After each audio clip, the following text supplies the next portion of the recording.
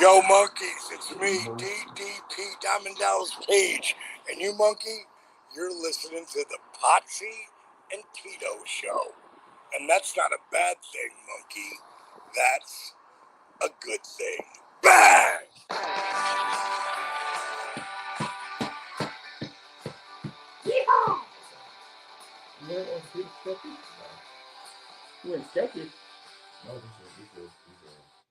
Ladies and gentlemen, boys and girls, children of all ages, the Pots and Pants Network brings to you the tag team champions of the world, the Potsy and Tino show. That's right. It's the road dog Tino Gray, the badass Rob Potsy Podcheck, and we are coming at you live.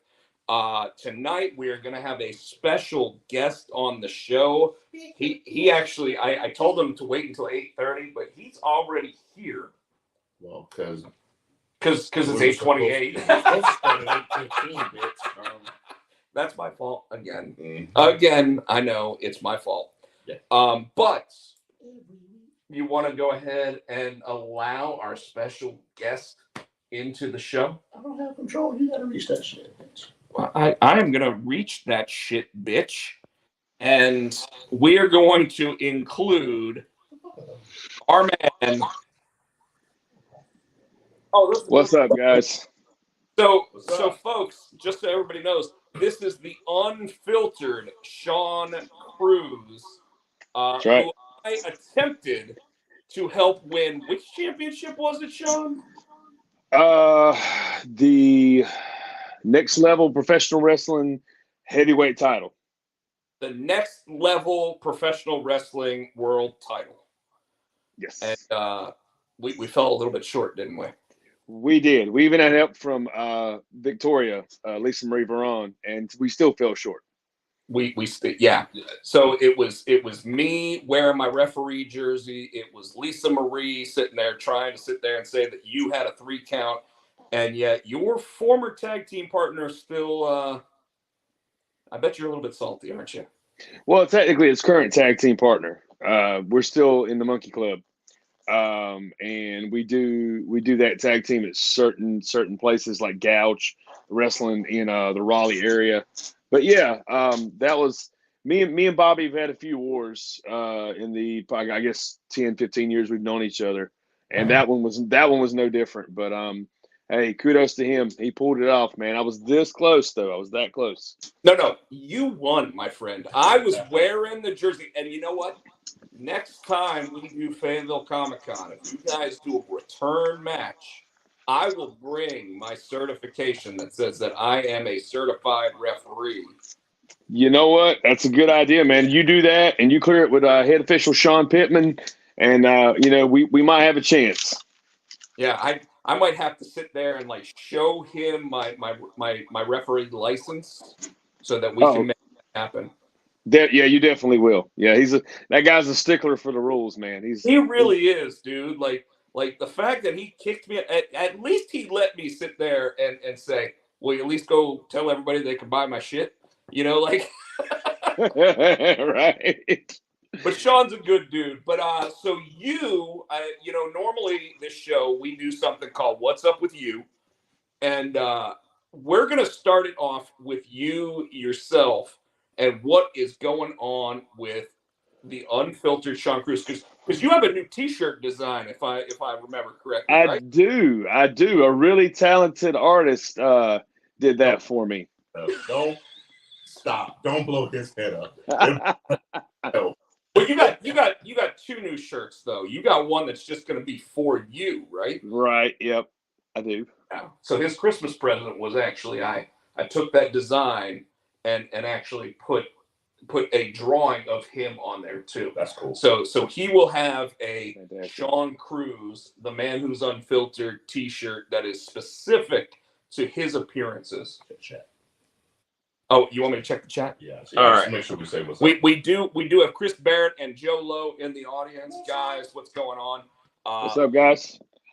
This is one of my favorite pro wrestlers locally. Actually, my favorite pro wrestler locally. I'm not even gonna lie. I mean, I appreciate that, man. That means a lot. Sean puts in the work, dude. Like, go ahead, show the guns. Show them. Hold on. I don't know if I can get them all on camera, but I'll try. But you know what? You know what? The camera does not do it justice because no. Okay, I saw it. That was like a full 24-inch python there.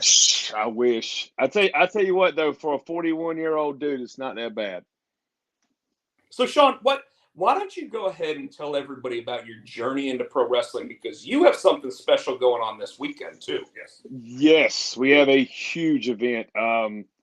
Anybody from North Carolina or anybody who's followed wrestling knows about Dorton Arena in Raleigh.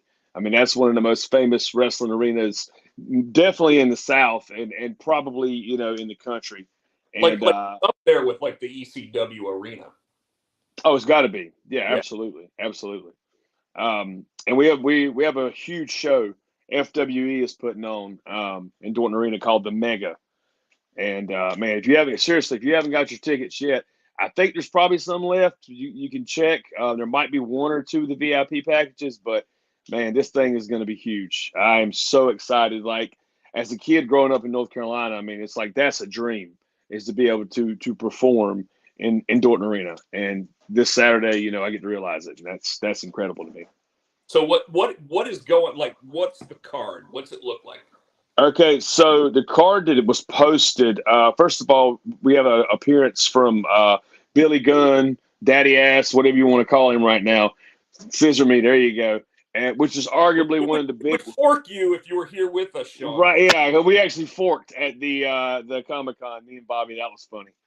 But yeah, arguably one of the biggest storylines, gimmicks, tag teams, the Acclaimed, and of course, along with Billy Gunn right now in AEW.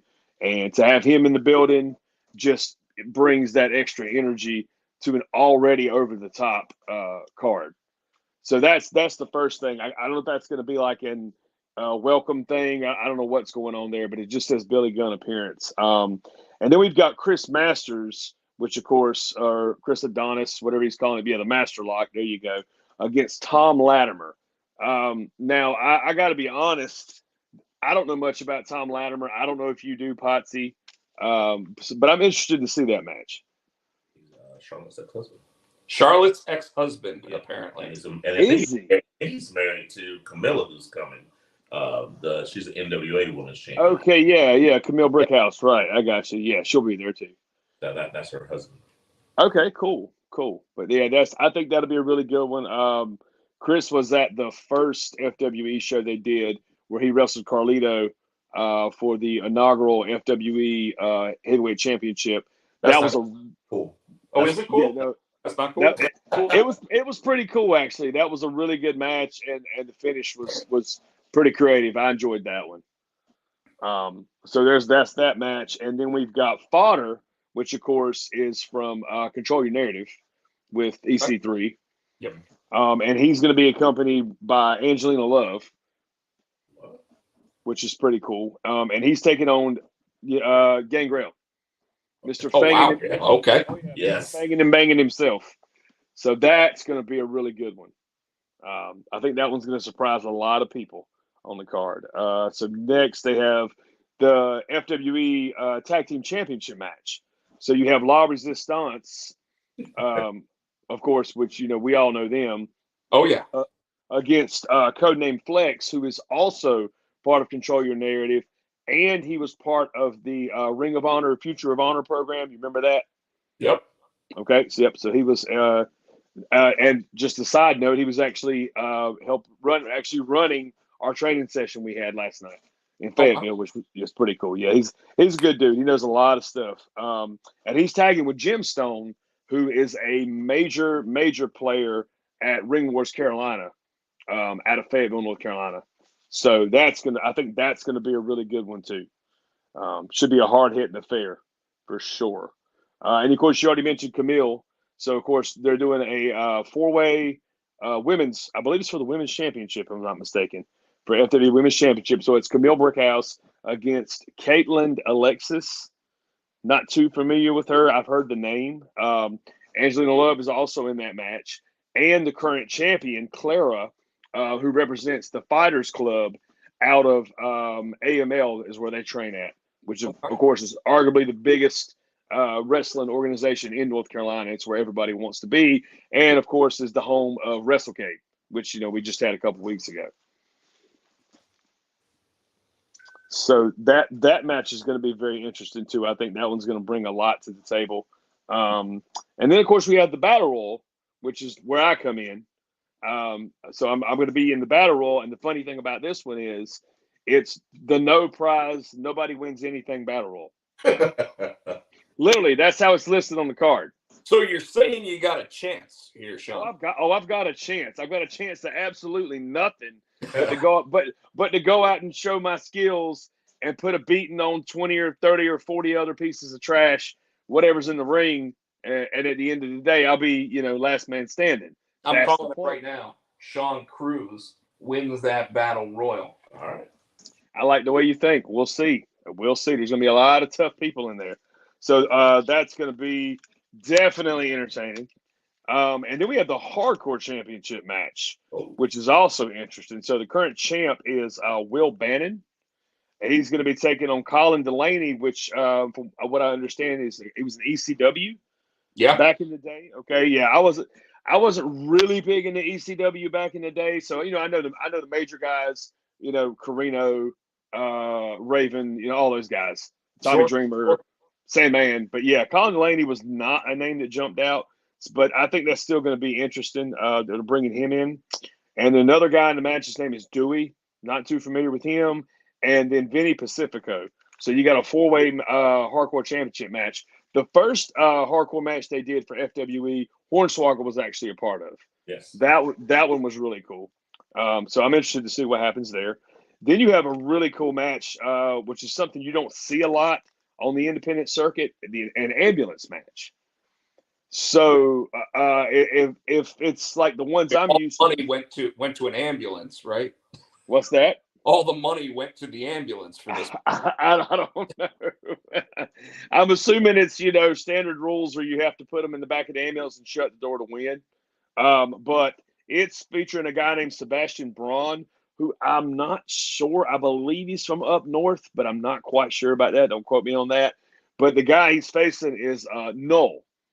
Noel actually has done some training with George South, with Lodi, with Cody Rhodes' Nightmare Factory. I know he spent some time up there with Dustin Rhodes doing some training. He's been on AEW Dark. Good dude. He's got a great look, very menacing, good presence in the ring. I think he's got a big future ahead of him, so I'm really interested to see that one. And then, of course, your title match, your FWE heavyweight title match, is going to be Carlito versus Mr. Kennedy. Now is he still Mr. Kennedy, or is he Ken Anderson? They got him listed as Mr. Kennedy, but I thought he was Ken Anderson as well. I'm not sure how that works. But I do need to mention that it's in a steel cage. Ooh.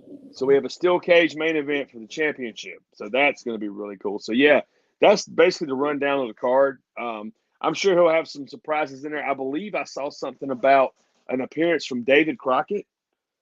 Yeah, I think I read that somewhere. Yeah, so that's really cool, especially the people in the South, that followed there's Crockett Promotions. One other major person that's supposed to be showing up at this, right? Oh, you're talking about Mr. Olympic gold medalist? I believe I am talking about an Olympic gold medal. Is that who we're talking about? A guy who won a gold medal with a broke freaking neck? I think it's true. It's damn true. I believe it is. It is not Otis. It's Otis. No, it's Chad Gable. No, Kurt Angle is scheduled to be in the building as well. And that's pretty crazy considering Monday night he's also supposed to be. Yeah, I saw that. It's Pittsburgh, right? Yeah, in his hometown of Pittsburgh. It's a Angle birthday celebration this coming Monday. So I mean, I'm hoping that we can get the entire crowd out there wishing Mr. Angle a happy birthday a little bit early. But that would be cool. But yeah, we're thinking it's going to be a pretty. And this show goes down what night? It's Saturday, December 10th. I believe it's meet and greet is 5:30 and bell time 7:30. Yep. and you should probably go on around 9 o'clock, right? If the card runs the way it's listed, I think it looks like the battle royal is like fourth. I think. Hold on, 1, 2, 3, 4, fifth. The battle royal will be fifth. Okay. So Sean, are we allowed to ask you for your picks on those matches, or because you're part of the card, you're I don't believe I have any clause in my contract that says I'm not allowed to pick winners. So why not? Like I said, I'm not too familiar with a lot of these people, but I'll do my best. We got Chris Masters and Tom Latimer. I mean, that could go either way. I think I'm going to go upset and go Tom Latimer on this one. I don't know why. I don't know why. Yeah, but Tino said the same thing, so we're good there. So I feel like that one. Fodder and Gangrel. That one's going to be interesting. Now, normally I would say Gangrel, but I believe with Angelina Love ringside, you never know. That's the X factor. You never know what she's going to do. I mean, to help. She was one of the beautiful people for so many. She was. So she's her tactics are very conniving and underhanded. You know, she'll do whatever it takes for her to win or for her man to win. So I think I have to go, just because of Angelina Love being there, I have to go Fodder on that one. I agree. Yeah. La Resistance and Flex and Gemstone. See, that's another one that could be. I mean, you've got experience versus youth. Is basically what we're looking at in that one. But nobody likes La Resistance. Well, this is true. They literally, what was it? The first show, it was, I believe it was Sylvain Grenier came out and interrupted the national anthem. You should have heard. You should have heard the boos. We're going with Flex and experience. See, I'm thinking the same thing. I got to go experience on that one too. I got to go La Resistance. Damn it! Yep. All right. So we're splitting that one because I think the young cats are going to win that one. So the women's 4-way. Once again, that's another tough one. You've got a lot of experience against youth. So Claire's coming in as the champ. She actually defeated. God, I'm drawing a blank. Rachel Ellering. Yeah, so she defeated Rachel Ellering for the title at the last FWE event. How long ago was that? So, spot like that.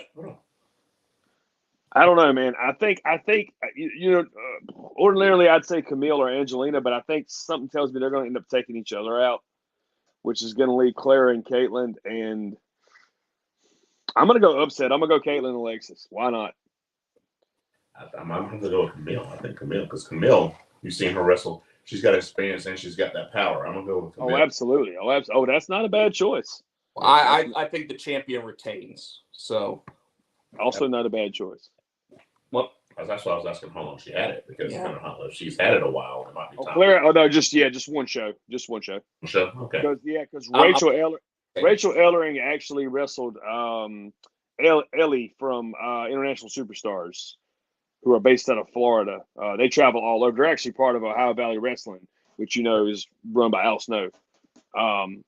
So Rachel beat her, and then Clara beat Rachel at the last show. So she's had it for one, and she's fairly young and fairly new in the business as well. That's why I don't think it'll hurt her to lose it, because she can chase it and get it back. I'm gonna go with Camille still. I still think we're gonna get a retention.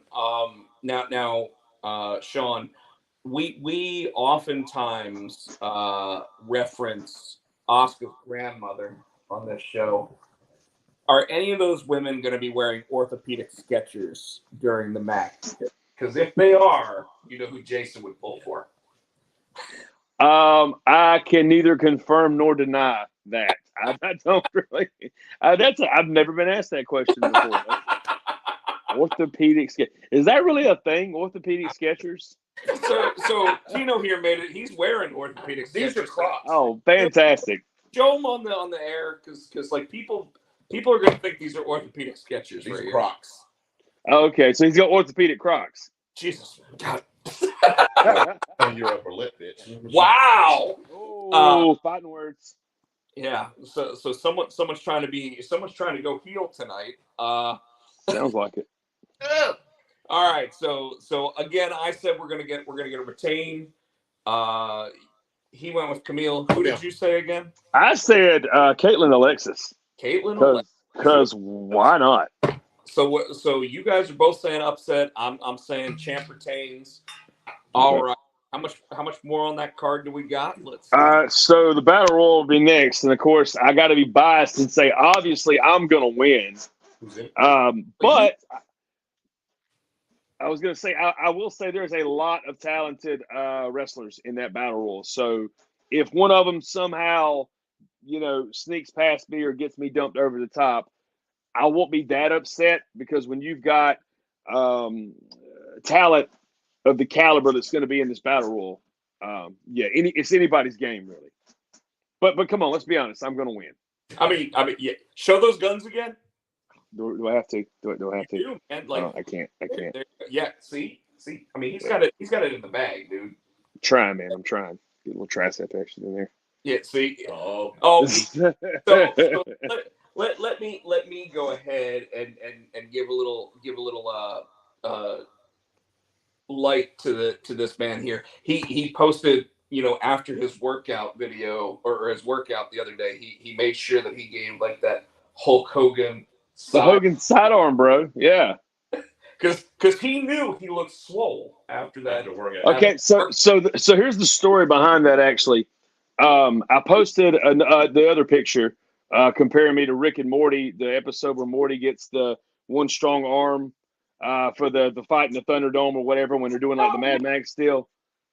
Yeah. So that was the first thing, and then my it's funny, I'm actually in two tag teams right now. My current partner, Corey Etzel, who is a mainstay. The guy's just amazing. He came through CWF Wrestling, which at one time was the biggest company for many, many years in North Carolina.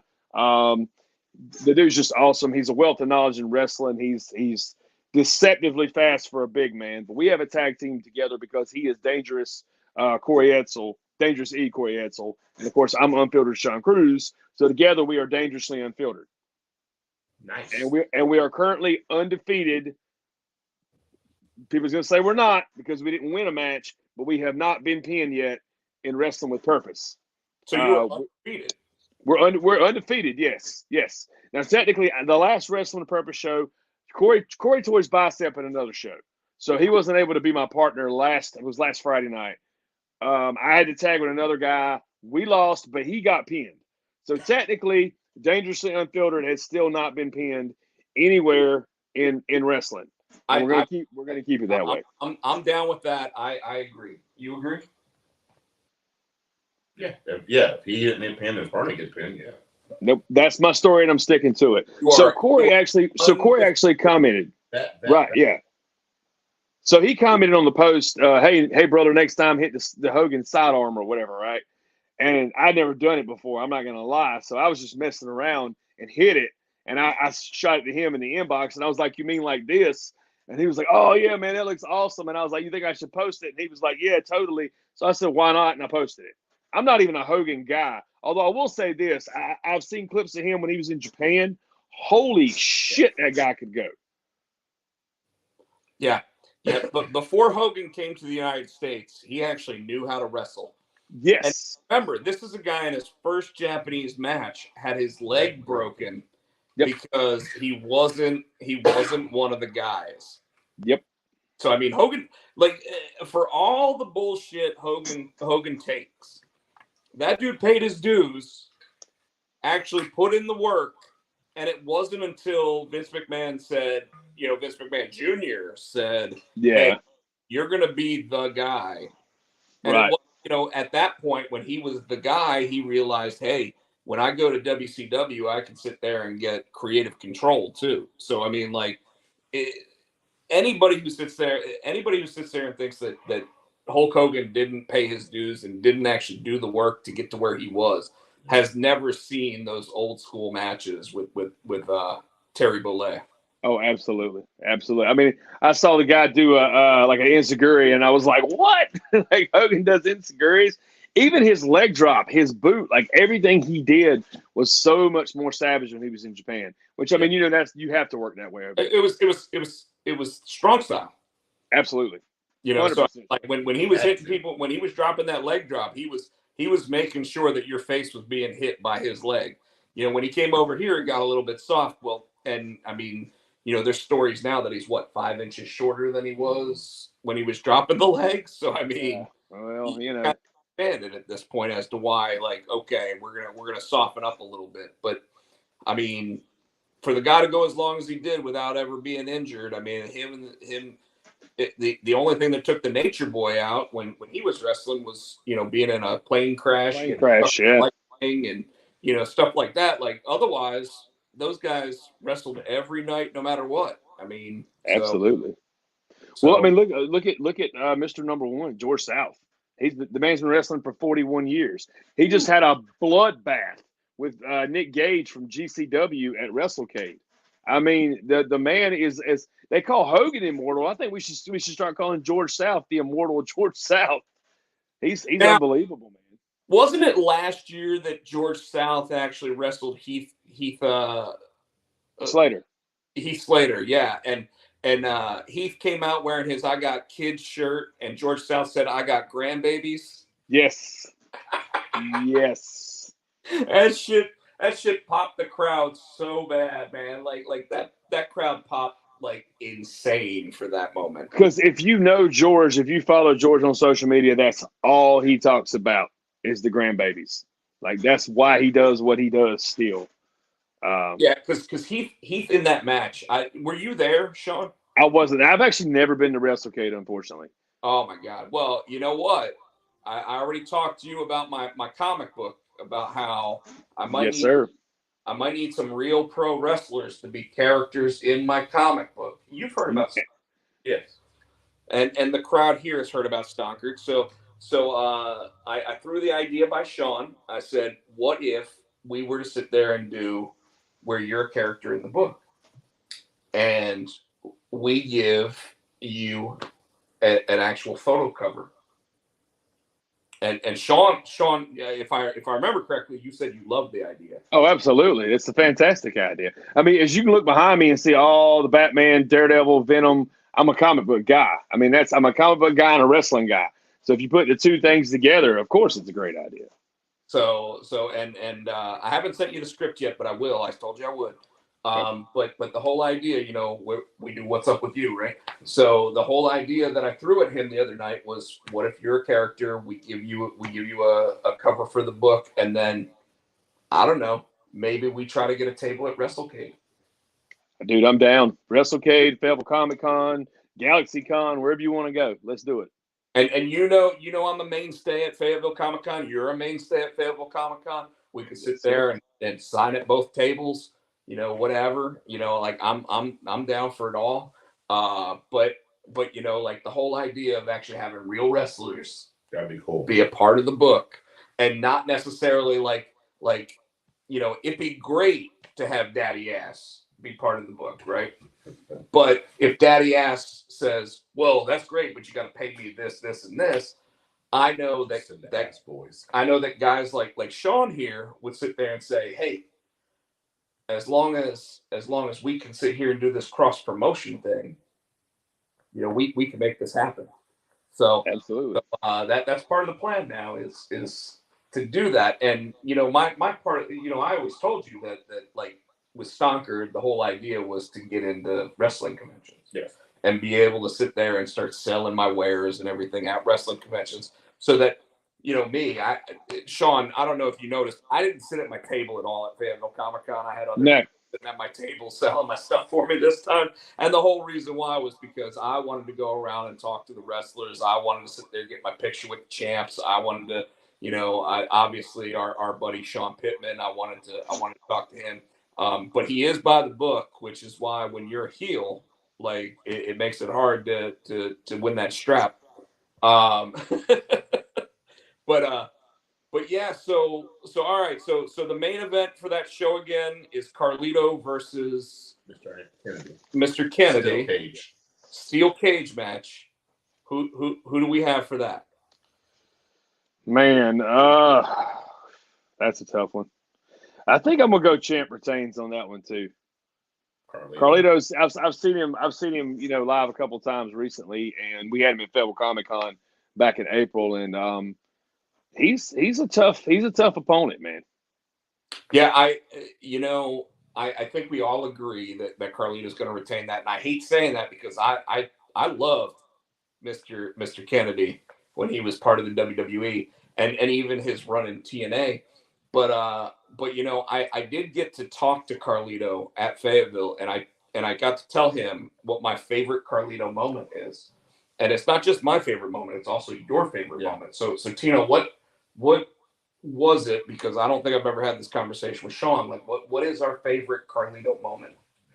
Carlito was in the announce booth and he had the headset on, which he had all the hair at the time. Right. Yeah, but I think it was bigger. And so for some reason the headset just would shoot and it was on his hair. And he freaks up, he's like, fix it now. And he said like Beavis and Butthead, fix it now. He's literally telling everybody else to fix the headset because it popped off his head and landed up here. And that's so great. And I had to tell him that. I was like, forgot about it. And he goes, what did I do? And I was like, come on, dude. That was like your claim to fame. His missed opportunity was probably the fact that him and Rob Van Dam were under the same banner at the same time, and they did not do a "that's cool, that's not cool" moment. And they didn't do it until actually, I think Rob Van Dam ended up talking to Matt Riddle. Yeah.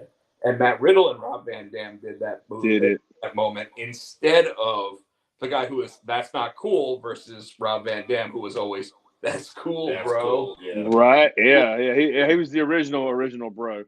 Absolutely, he really was. And there was actually a time where they were talking about bringing Rob Van Dam back to be Matt Riddle's tag team partner for a little while because they both obviously have a judo background, and they should.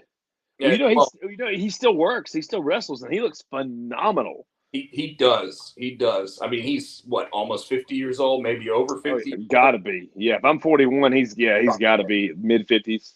But I mean, he's a Hall of Famer now, so the WWE would obviously he could easily make a Royal Rumble appearance, and like if we're going ahead and starting to say who we think might show up in the 2023 Royal Rumble, I mean, Sean Cruz is right here. I wish. This guy, hey, you know what? You never. Listen, brother, I'm telling you right now, I'm chasing this dream harder right now at 41 than I ever have. I've got 2 huge seminars / tryouts coming up in December and January, and I'm putting in more work in the gym, studying film, training. Like, I'm telling you, I've never pushed myself harder. Well, I've already told you, if you need a mouthpiece, this guy. I got a pretty good one on me, but if I ever need some backup, I got you. I mean, this guy right here, he knows how to get heat. Like I get it every week from this cat right here. So you could be the Paul Heyman to my Roman Reigns. There you go. I could be the wise man. I didn't go that far. Yeah, no. So Sean, it looks like you guys are going to have a great show on Saturday night. The doors open at 5:30. There's going to be meet and greets. There might still be tickets available for some of these folks. Are you going to have like a spot where you're doing meet and greets, or like what's the deal? I don't think so. I think it's just like the actual matches and the names on the card. There's also going to be vendors there. So if you're looking wrestling figures or anything like that, there's going to be some vendors there as well. So that's pretty cool. Shout out to my boy Trey Smith, Mitchell's Mess and More out of Lumberton, North Carolina. They're going to be there. They have an awesome selection always. So yeah, I mean, I'll have my pictures and stuff like on me, but like, yeah, I'm not going to have a section set up. I'm going to be too busy plotting how to, win this battle royal and get no prize at the end. which is cool because to me, winning and getting the spotlight on you is the prize. And anybody knows me knows how much I love the spotlight on me. So I know that this is the show that you've got right now, but what else do you got coming up? Show wise, really nothing. Got a huge seminar / tryout with AML next Saturday with C.W. Anderson and Preston Quinn, who are the Extreme Horsemen, and of course the current AML tag champions, if I'm not mistaken. So that's really cool. That's a huge opportunity for next year. Get seen, possibly get on some bigger stuff for next year. But I think my actual next wrestling event is going to be January 14th in Southern Pines, North Carolina, for Alternative Combat Wrestling. Okay. Yeah. Any idea who you might be facing? Not yet. I haven't heard anything. I actually just picked up my first win there at the last show, so we're rolling off that. So I'm gonna start being announced as currently on a 1-match winning streak, Unfiltered Sean Cruz, because that's just fantastic. We wouldn't want to have that before their name? But I'm definitely rolling into 2023 with more confidence, more determination than I've ever had in my entire career. And I've been doing it since I was 19. I'm 41 now, minus a couple months here and there, minus 3 years off for a knee injury. So yeah, chasing the dream, man. That's what it's about. Well, we're fans. So my next question is, obviously our show, we typically talk about what's going on with us. Then we go into what happened this week in pro wrestling. I'm sure you're a fan of everything that's been going on in pro wrestling. If you want, you are more than welcome to stick around. If you got to get back to training, you are more than welcome to hop off. It's all up to you, brother. No, I'm good, man. All right. So Tino, what's up with you, sir? God damn, I forgot.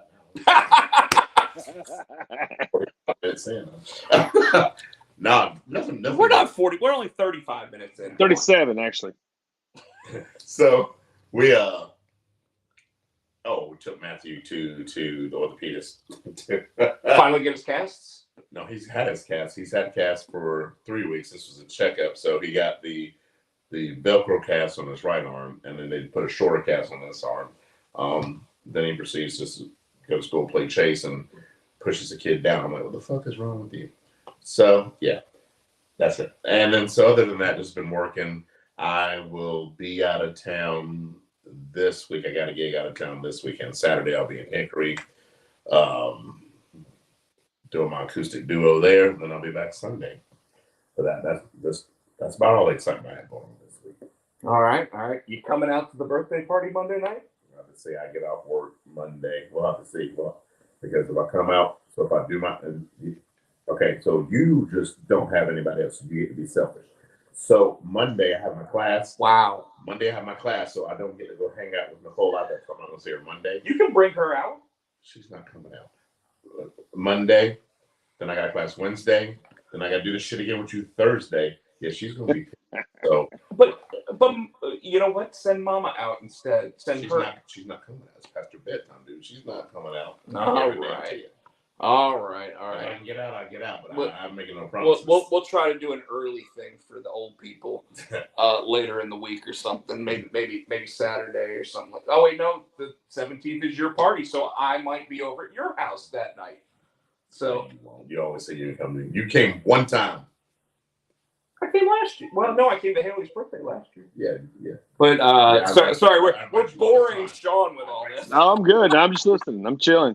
Every week, 45-minute drive, one way. In the snow. It was 70, dude. So interestingly enough, today I'm on a work call, and the guy in San Diego is like, "It's cold here, right? San Diego." I'm like, "It's not cold." I'm like, "How cold is it?" He goes, "It's 41 degrees." I'm like, "Holy shit, it's fucking cold there." I'm like, "It's 71 in Raleigh right now." Like, so what's up with me? Just a quick, I'll keep it quick. Already talked about writing Stonkered. Eric and I have actually started. I showed Sean one of the designs for one of the main characters for it. Not ready to show it to the world yet, but I wanted him to know how serious this project is for me. I got asked to do 2 covers for a book called Hollowed this week. One of them I actually showed some of the updates for as I was doing it on my Instagram. So I was pretty happy with the way that one came out. That one is good to go. The second one got scrapped, so I took the artwork for that and actually made like an actual piece of art out of it instead. Anybody who talks to me about the AI trend where everybody's posting their pictures as AI, Oh God, y'all can go fuck yourselves. sheep, I'm straight up sheep, dude. Fuck that. That's so sick. I don't even know how you do that. I've seen it done. Is there like, was it like an app? Was it on Snapchat? There's like 8 different apps that do it now. But so I was gonna say, you remember before that they were doing that whole like new profile pic one or whatever. It's the same bullshit. It's literally they're getting your face and your likeness so they can use it with, I don't know, androids or something. You know what I mean? Like, it's no. What is that with Disney too? They're making themselves look like Disney characters or something. So okay, so there's one major one out there called Midjourney, and my buddy Cliff Blazinski, who co-created Gears of War, just had his book come out. It's actually right there if you want to hold it up. He started playing with it and using certain like tags and stuff for it.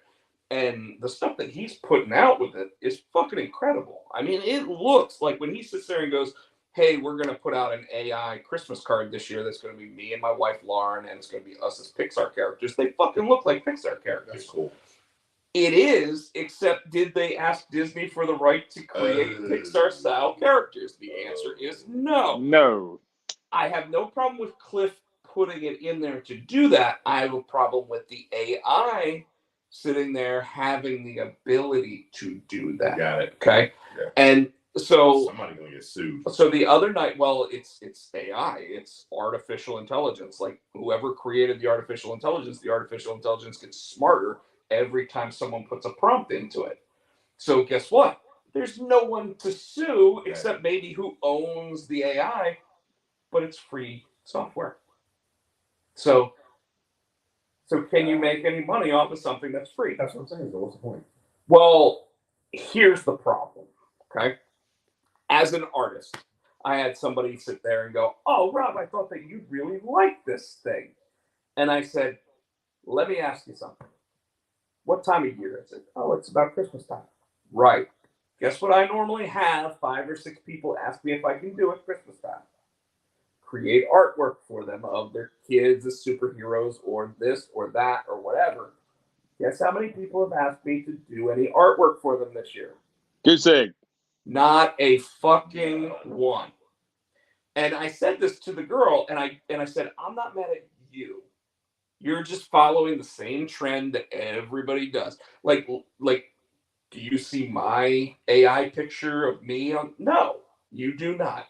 And the reason why is because I will not do it. I don't like doing those trends. But I think the last one I did was find an athlete or find somebody that looks like you, and I posted a picture of Seamus, and I was like,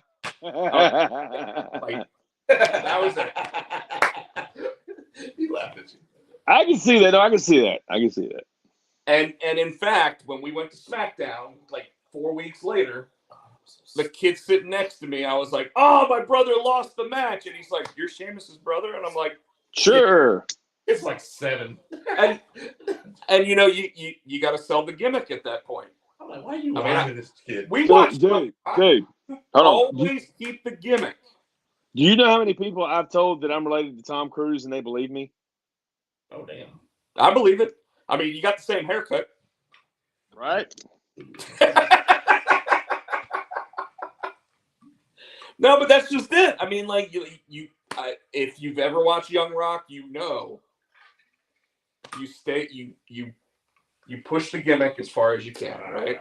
But anyway, so that's pretty much what I got going on. I colored another page of Immortal, but I've done a couple covers since, and not too much going on, but I've got certain irons in the fire. Pretty excited about what's coming. So we're gonna go with all that. do have a signing in January set up at the Cary location of Ultimate Comics. So different location than I normally work with. Sienna's going to set us up for a book called Lucky, which is written by Tim Seeley, who is known for working on Nightwing. He's got a new book coming out from Image. He actually had the cover of Previews this month. The Previews, for anybody who doesn't know, is the book that like lets you order the comic books for your shops. So he had the cover for that with something called Local Man. But I have a cover that I worked on with Troy, who is the artist and I guess co-writer of the book. And Troy will be coming into town, so we'll be doing a signing on a Saturday in January. I believe it's January 18th, maybe 21st. I think it's the 21st. I think the book comes out on the 18th, and we'll be signing on the 21st. But we had a week of pro wrestling. Yes, we did. I'm looking up results right now, so I'm listening to you. So Tino is looking up the results. Chris Barrett says, I can see Rob and Sheamus being cousins, not brothers. Have you ever seen the movie Twins, Chris Barrett? I mean, like, if you've seen the movie Twins, we could totally be brothers. They did Twins Part 2. They just finished shooting it, right? I heard. Isn't it? Who's the third guy? Is it Jason Momoa or somebody like that? No, I thought it was supposed to be like Eddie Murphy or somebody. Oh, is it? Is it? Yeah. Twins? Or Dave. Or oh my god. It was definitely. It might be Kevin Hart. Kevin Hart. That would be funny. That would be hilarious. That would be funny. I don't know. And Vito are about the same height. Yeah, right. I don't know. I don't know. I just watched Bullet Train finally. Yes. Fantastic movie. I loved it. Awesome movie. I love all of those movies by David Leitch and all of those guys that do those 87-11 films. So Deadpool 2, John Wick series. Dude, the swerve at the end though. I'm like, right. All started wrapping up towards the end, like, and how they managed to connect it all together. I'm like, yeah. So it's phenomenal. So I'm gonna tell you though, the thing that I'm starting to get a little bit tired of. Oh God. I am starting to get a little bit tired of the All-Star cameo at the end of movies.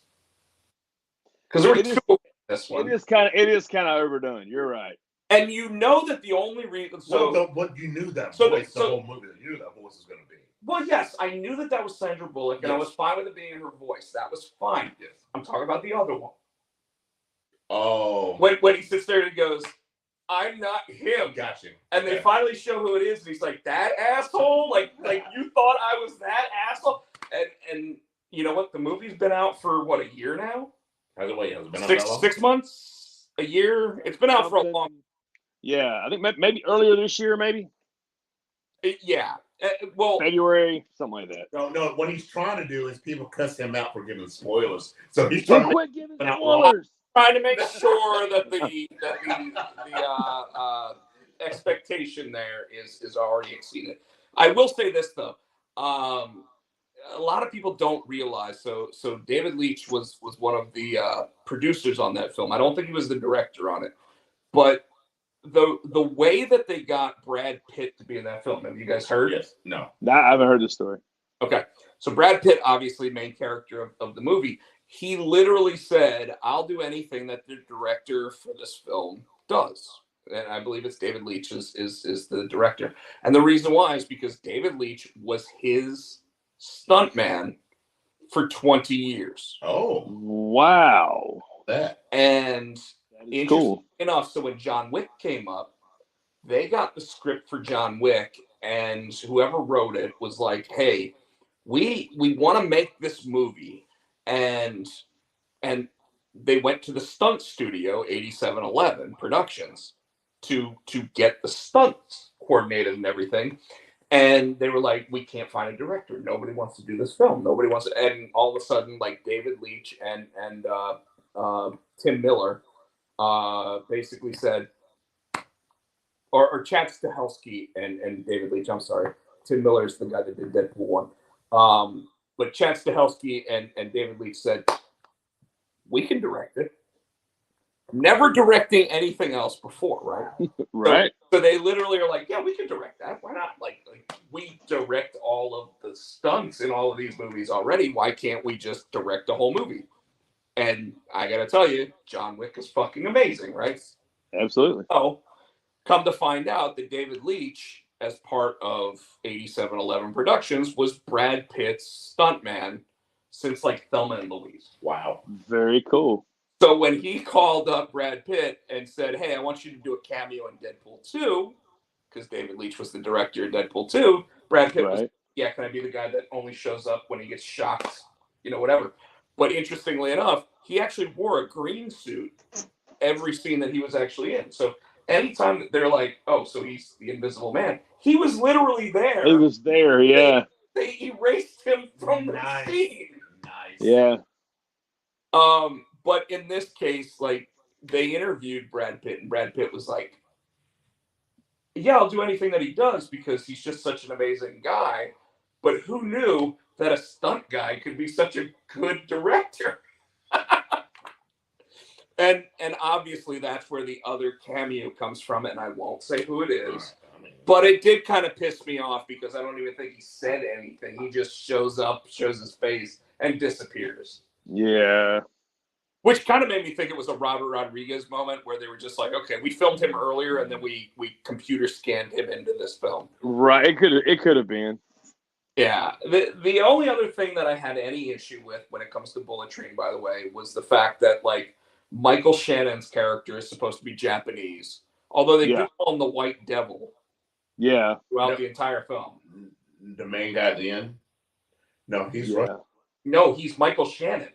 Yeah. Russian, and then he took over. No, he's right. No, he's right. He is Russian. Yeah. Yes, but he was Russian. He came. Gotcha. Okay. He took over the Yakuza or whatever. But like I said, they call him the White Devil, so I'm okay with that because in Japanese culture, if a gaijin walks in and sits there and starts like owning people like Steven Seagal, they call him a White Devil. Yeah. So that makes sense. So okay, I'm okay with that. But now we are going to jump into pro wrestling. All right. We've been bullshitting for a while now. Sean, by the way, thank you so much for being on the show. Oh, no problem, man. It's having a blast. Anytime you have a show coming up, if you want to be on, if you want to bring on any, like, your tag team partners or anything like that, that'd be awesome. You let us know. Would love to do that. As long as we can do it split screen, because neither one of my partners live anywhere near me. Oh, yeah. No. Like, just like this. Just like this. Yeah, we could do that. Right in the middle. Or over to the side, whatever. All right, Tino. What show do you want to start with? Might as well start with Raw. Might as well. From Monday this week? Did we do a show? I guess we have to start with SmackDown and Rampage from last week then. Okay. Well, we don't have to talk about Rampage because there's almost never anything that goes on Rampage. But oh, you said SmackDown. SmackDown, Tino. I don't remember. It started with a double handshake. That whole thing. Feeling oosty, man. You're not feeling oosty? Never mind. But I'll be right back. You guys start talking about it. So, what do you think of the Sami Zayn run? I love it, dude. Honestly, like, Sami Zayn has been one of the most underutilized, underappreciated guys in WWE since he's been there, and everything he's done has been really good stuff. Like when they were doing the Bobby Lashley stuff, yes, and he brought the sisters on, which I mean I'm kind of biased to that because one of the sisters was one of my good friends, Victor Andrews.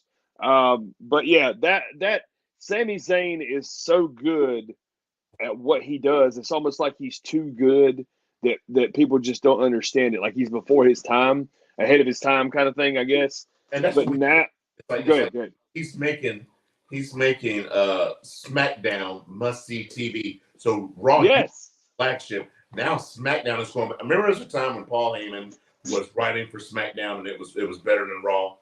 This whole line, I mean, it started with Roman Reigns. Roman Reigns started putting in work, man. With his promos, was in-ring work. Well, once they finally gave him what everybody wanted, which was the heel turn. Yes, I mean, it was perfect. He was when they were trying to force him down our throats as a baby. It was almost like the whole Rocky Maivia thing. Yes, Rocky sucks, right? The fans. That's one thing from watching wrestling all these years and being in wrestling and going through numerous gimmicks, stupid stuff that I would never do again.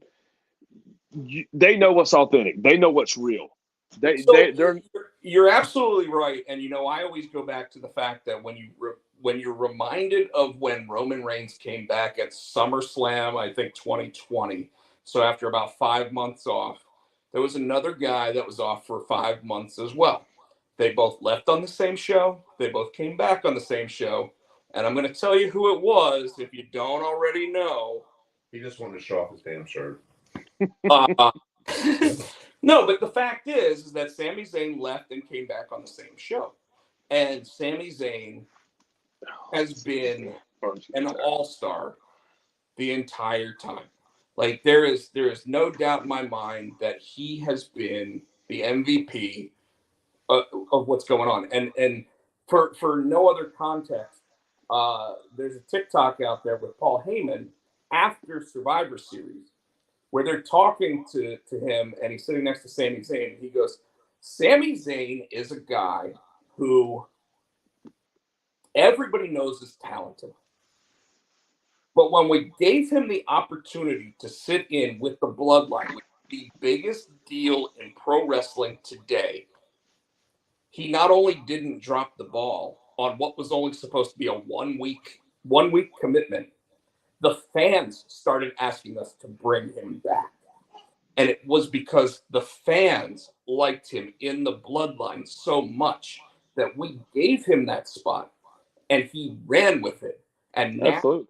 Sami Zayn, just like main event Jey Uso, just like Jimmy Uso, just like Solo Sikoa, these guys, but Sami Zayn above all, has put himself in a position where he is a main event player wherever he goes, and you will know that he is the guy.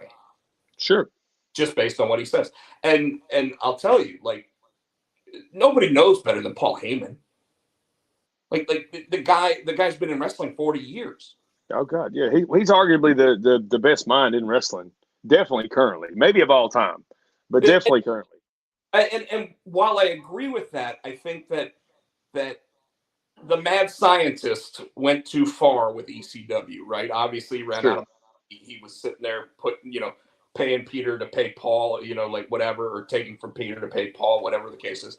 And it wasn't until he had the backing of the billionaires who could also sit there and go, "Are you sure, Paul? Are you sure?" That they really were able to do that. But if you look, even when Vince was still around, he was able to sit there and talk Vince and team into letting them do something with the Bloodline, even during an era where there were no fans in the stands. He was able to talk them into letting him create that masterpiece, right? And let's be real, it had Paul Heyman written all over it. Like, absolutely. There is no way to sit there and but you kind of feel like Vince McMahon took Friday nights off. Yep.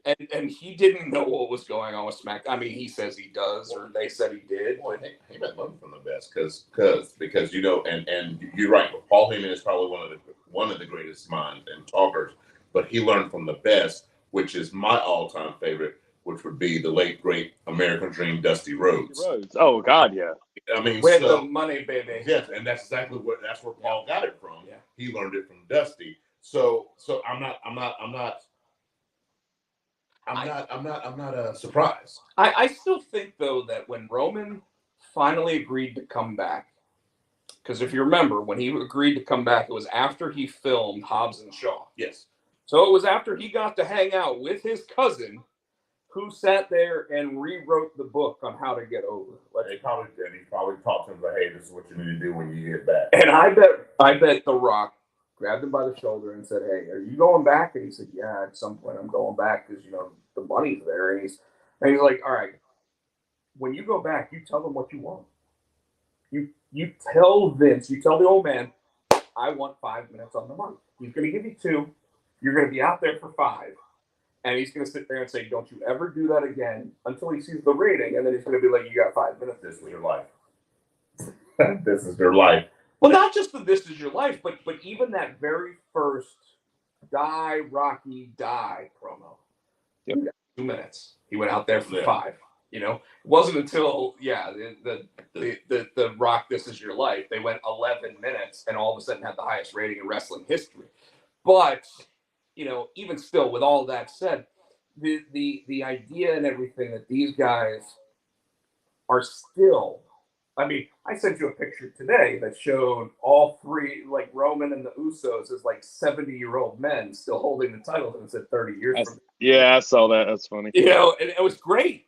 But for Roman to be able to come back, like you said, not only say, Vince, I want 5 minutes, you can get 2. For him to come back and say, I want I'll to start heel. no. He said, I want to start the show or finish the show. He don't want to be in the middle of the show. And if you notice, he's either opening the show or he's closing the show. You don't see Roman in the middle. You'll see the other ones, but you don't see Roman. You see those. You see the middle segments where all of a sudden it's like, "Wise man, come over here," and then Paul comes up and he's like, "Go out to the ring." Well, I'm tell them. I'm talking. Okay, you're right. But as far as wrestling, no, absolutely. He doesn't want to, yeah. And he shouldn't. Yeah. He's a special attraction now. But this is what's aggravating me about Roman now.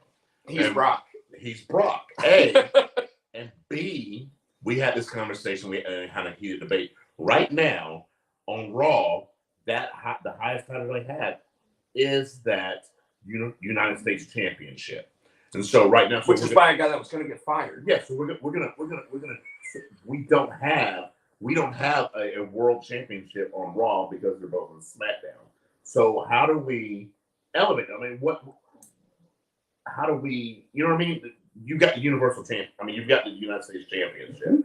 So are we gonna let all our main eventers on Raw go for this championship when this is a mid-card belt?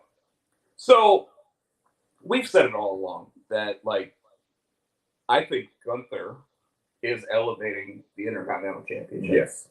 Sure. I mean, he is a character that Roman could turn babyface to go against. Mm-hmm. And you believe it, right? At the same time, Austin Theory now, having the United States Championship is a good thing.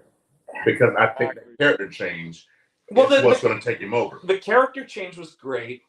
Him beating Seth after losing to Seth and losing the Money in the Bank, I already told you, it really felt like it was it's a restart. That's what I think. That's what it is. We're dumping everything that was still from Vince, and we're starting anew. We're resetting. Yeah. But if you really want that title to be over the way that it should, and you want a Brock or a Roman or someone like that holding that belt to really elevate it, Bobby Lashley should be the guy with that belt. But they need new blood. Bobby Lashley's been there, done that. And he's 45. So they need somebody new. They need somebody new. And I think Theory is that guy. If they keep Theory on the same track that they've got him on now, he'll be John Cena. He could be. He'll be John Cena. He could be. Yeah. So that's at least how I feel about it. All right. So earlier this week, Ronda Rousey actually admitted that she was the one that fucked things up with her Shotzi. Yeah. Oh, we're on SmackDown. Okay. Yeah, we're on SmackDown, so that's why I brought it up. I wanted to go back. We were talking about Sammy earlier. What did you think about that Sammy-Sheamus match? I mean, that was better than it. That was better than it should have been. Should have been, yeah. Better than he has been in years. He is motivated, dude. And you know why? But it seemed like if you look at this on paper, you would think Sammy's going to wreck him.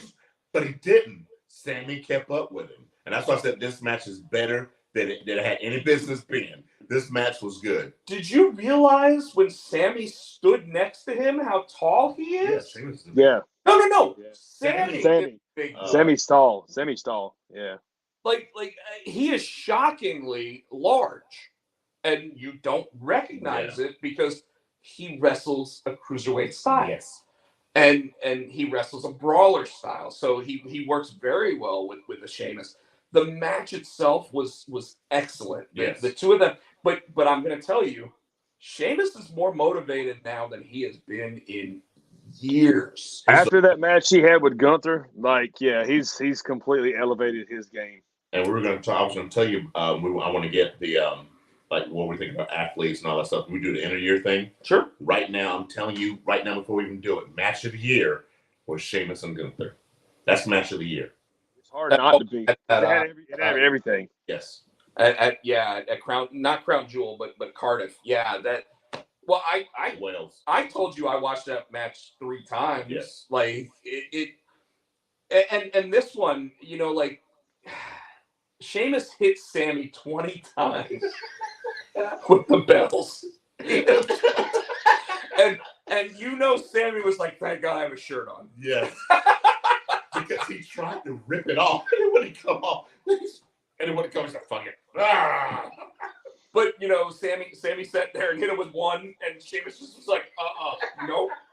And but you're absolutely right. The way that match went, I thought it was going to be a squash match, and it ended up surprising me, I guess.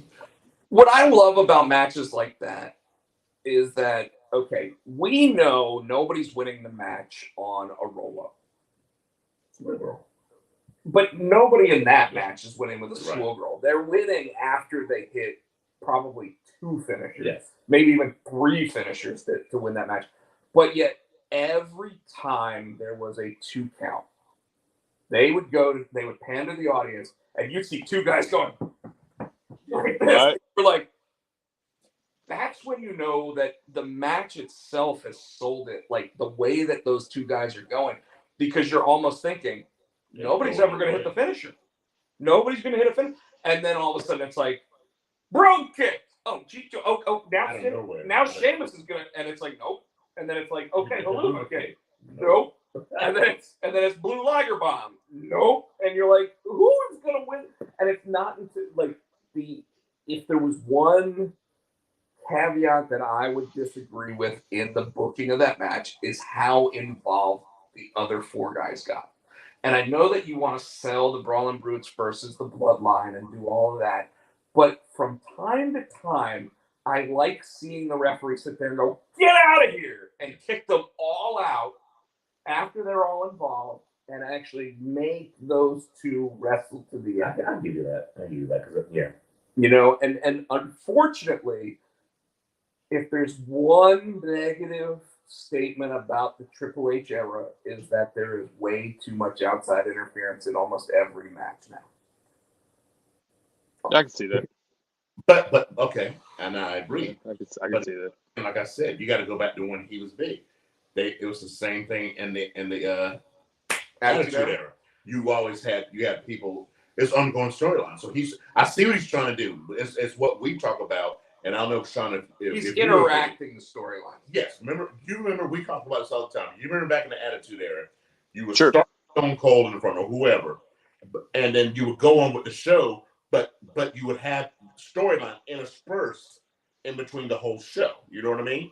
Sure. Triple H get back to doing that. Well, and you see that obviously with the Bloodline storyline actually having multiple segments throughout the entire thing.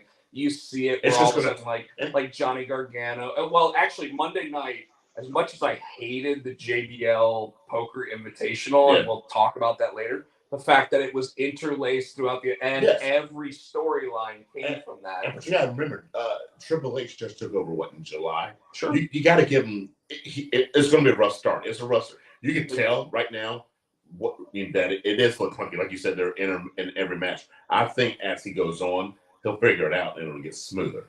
Now, Sean, from a wrestler perspective, what did you think of what have you thought of Triple H's time so far, in the last 4 months? I mean, I think it's great. I think he's doing everything that everybody had wanted him to do and asked for. I think when Vince was still in charge, especially before AEW kind of really started growing the way it has now, and I got to be honest, and I'm not bashing AEW, I'm not bashing WWE because I'm not going to bash. First of all, I live by where a philosophy. You want to be, right? Right. But I live by a philosophy: promote what you love instead of bash what you hate. So even if I don't agree with something, like I'm not a big deathmatch fan guy, but you can't deny what George and Nick Gage did in front of all those fans. You can't deny that there's a market for that. You can't deny you can still tell a story and have emotion in that. Just because it's not my thing doesn't mean I'm going to sit here and say, oh, it sucks and it's not real wrestling. I mean, Now, GCW, I hate to cut you off, but no, GCW you're fine. are really like the 4th or 5th biggest wrestling Oh, promotion. sure, and you know what's helped that a lot, in my opinion, Matt Cardona. Absolutely. Matt Cardona is hands down one of my absolute favorite guys right now because he knows exactly what to do and say and where to say it to get the reaction that he needs to get. He won't give credit to him, but you know who he learned most of that from was Tommy Dreamer. I can see that. Tommy Dreamer is the guy that put him over in WWECW to sit there and actually try to ignite his career. And like right now, based on his character, Matt Cardona won't give credit where credit's due. Sure. Feud with Tommy's best friend, Bully Ray. But you're absolutely right. Matt Cardona and what he did by showing up when everybody thought it was going to be Jon Moxley and taking the GCW world title. But then also sitting there wearing a fuck Mick Foley. The neck brace with the wheelchair and then the wedding stuff with Maven and like all of that shit. He's I mean, to me, he's must see TV, but he's not on TV. That's what sucks. You know what I mean? He is doing the same thing that got the Elite over. Sure. And unfortunately, I think the difference is that Matt still loves the industry, and the Elite think that they're above the industry. I know you're not going to bash them or anything, but Tino and I had a conversation last week on air about how like the Elite sitting there taking digs at CM Punk on AEW television when CM Punk doesn't have the audience or the outlet to sit. I mean, he would if he did a podcast or whatever to defend himself, but them sitting there saying, "Oh, everybody heard that I got bit in the arm and this and this and we're gonna make fun of his buckshot lariat. We're gonna do like." To me, at this point, they are basically saying, "Fuck all of this. Like, we don't care if you love it." But think about it. Didn't they already almost kind of always do that? Because all right, so when they were in what was it, Pro Wrestling Guerrilla, that's when it all really started with the whole super kick party, and we're going to do everything that we're told not to do in wrestling and say what we want, and we're going to hit 10 Canadian destroyers a match, and still people are going to kick out. So they've always kind of been like that big middle finger to wrestling, don't you think? I do, wow, I didn't think about it like that. And you're absolutely right, and I appreciate the opinion on that. And that's awesome. Yeah, I didn't think about it like that. I also think that that's why Cody Rhodes is no longer in AEW, is because Cody Rhodes, as much as he needed the Bucks to get to where he is and elevate himself, he realized that when they were continuing to be those misfits and outside looking in, aspect, he realized that what he wanted to do was not necessarily be part of the system, but beat the system from within the system. Sure. And even his statements to Steve Austin, where he was like, "Hey, I basically watched my baby grow up, and then my baby outgrew me." And he's not wrong. That's exactly what W did. Well, it's funny too because you were Tino was talking about the Attitude Era and what Triple H needs to do similar to that. And once again, I'm not bashing any product, but until AEW becomes a credible threat in everybody's eyes, the way WCW and Nitro was to WWF at the time, whatever, and Raw, you're not going to get that. I mean, I've always said competition breeds success. Yes. And to me, the worst time in my lifetime in wrestling was when WCW and ECW got bought by Vince. There was no competition. I mean, you had Impact. TNA was starting to grow, but it was some of the worst stuff I've ever seen. I actually quit watching it for a while because of that. Because they literally had nothing to hold a standard to, so they could put whatever they wanted to on TV, and that was the only thing you were going to watch if you wanted to watch wrestling.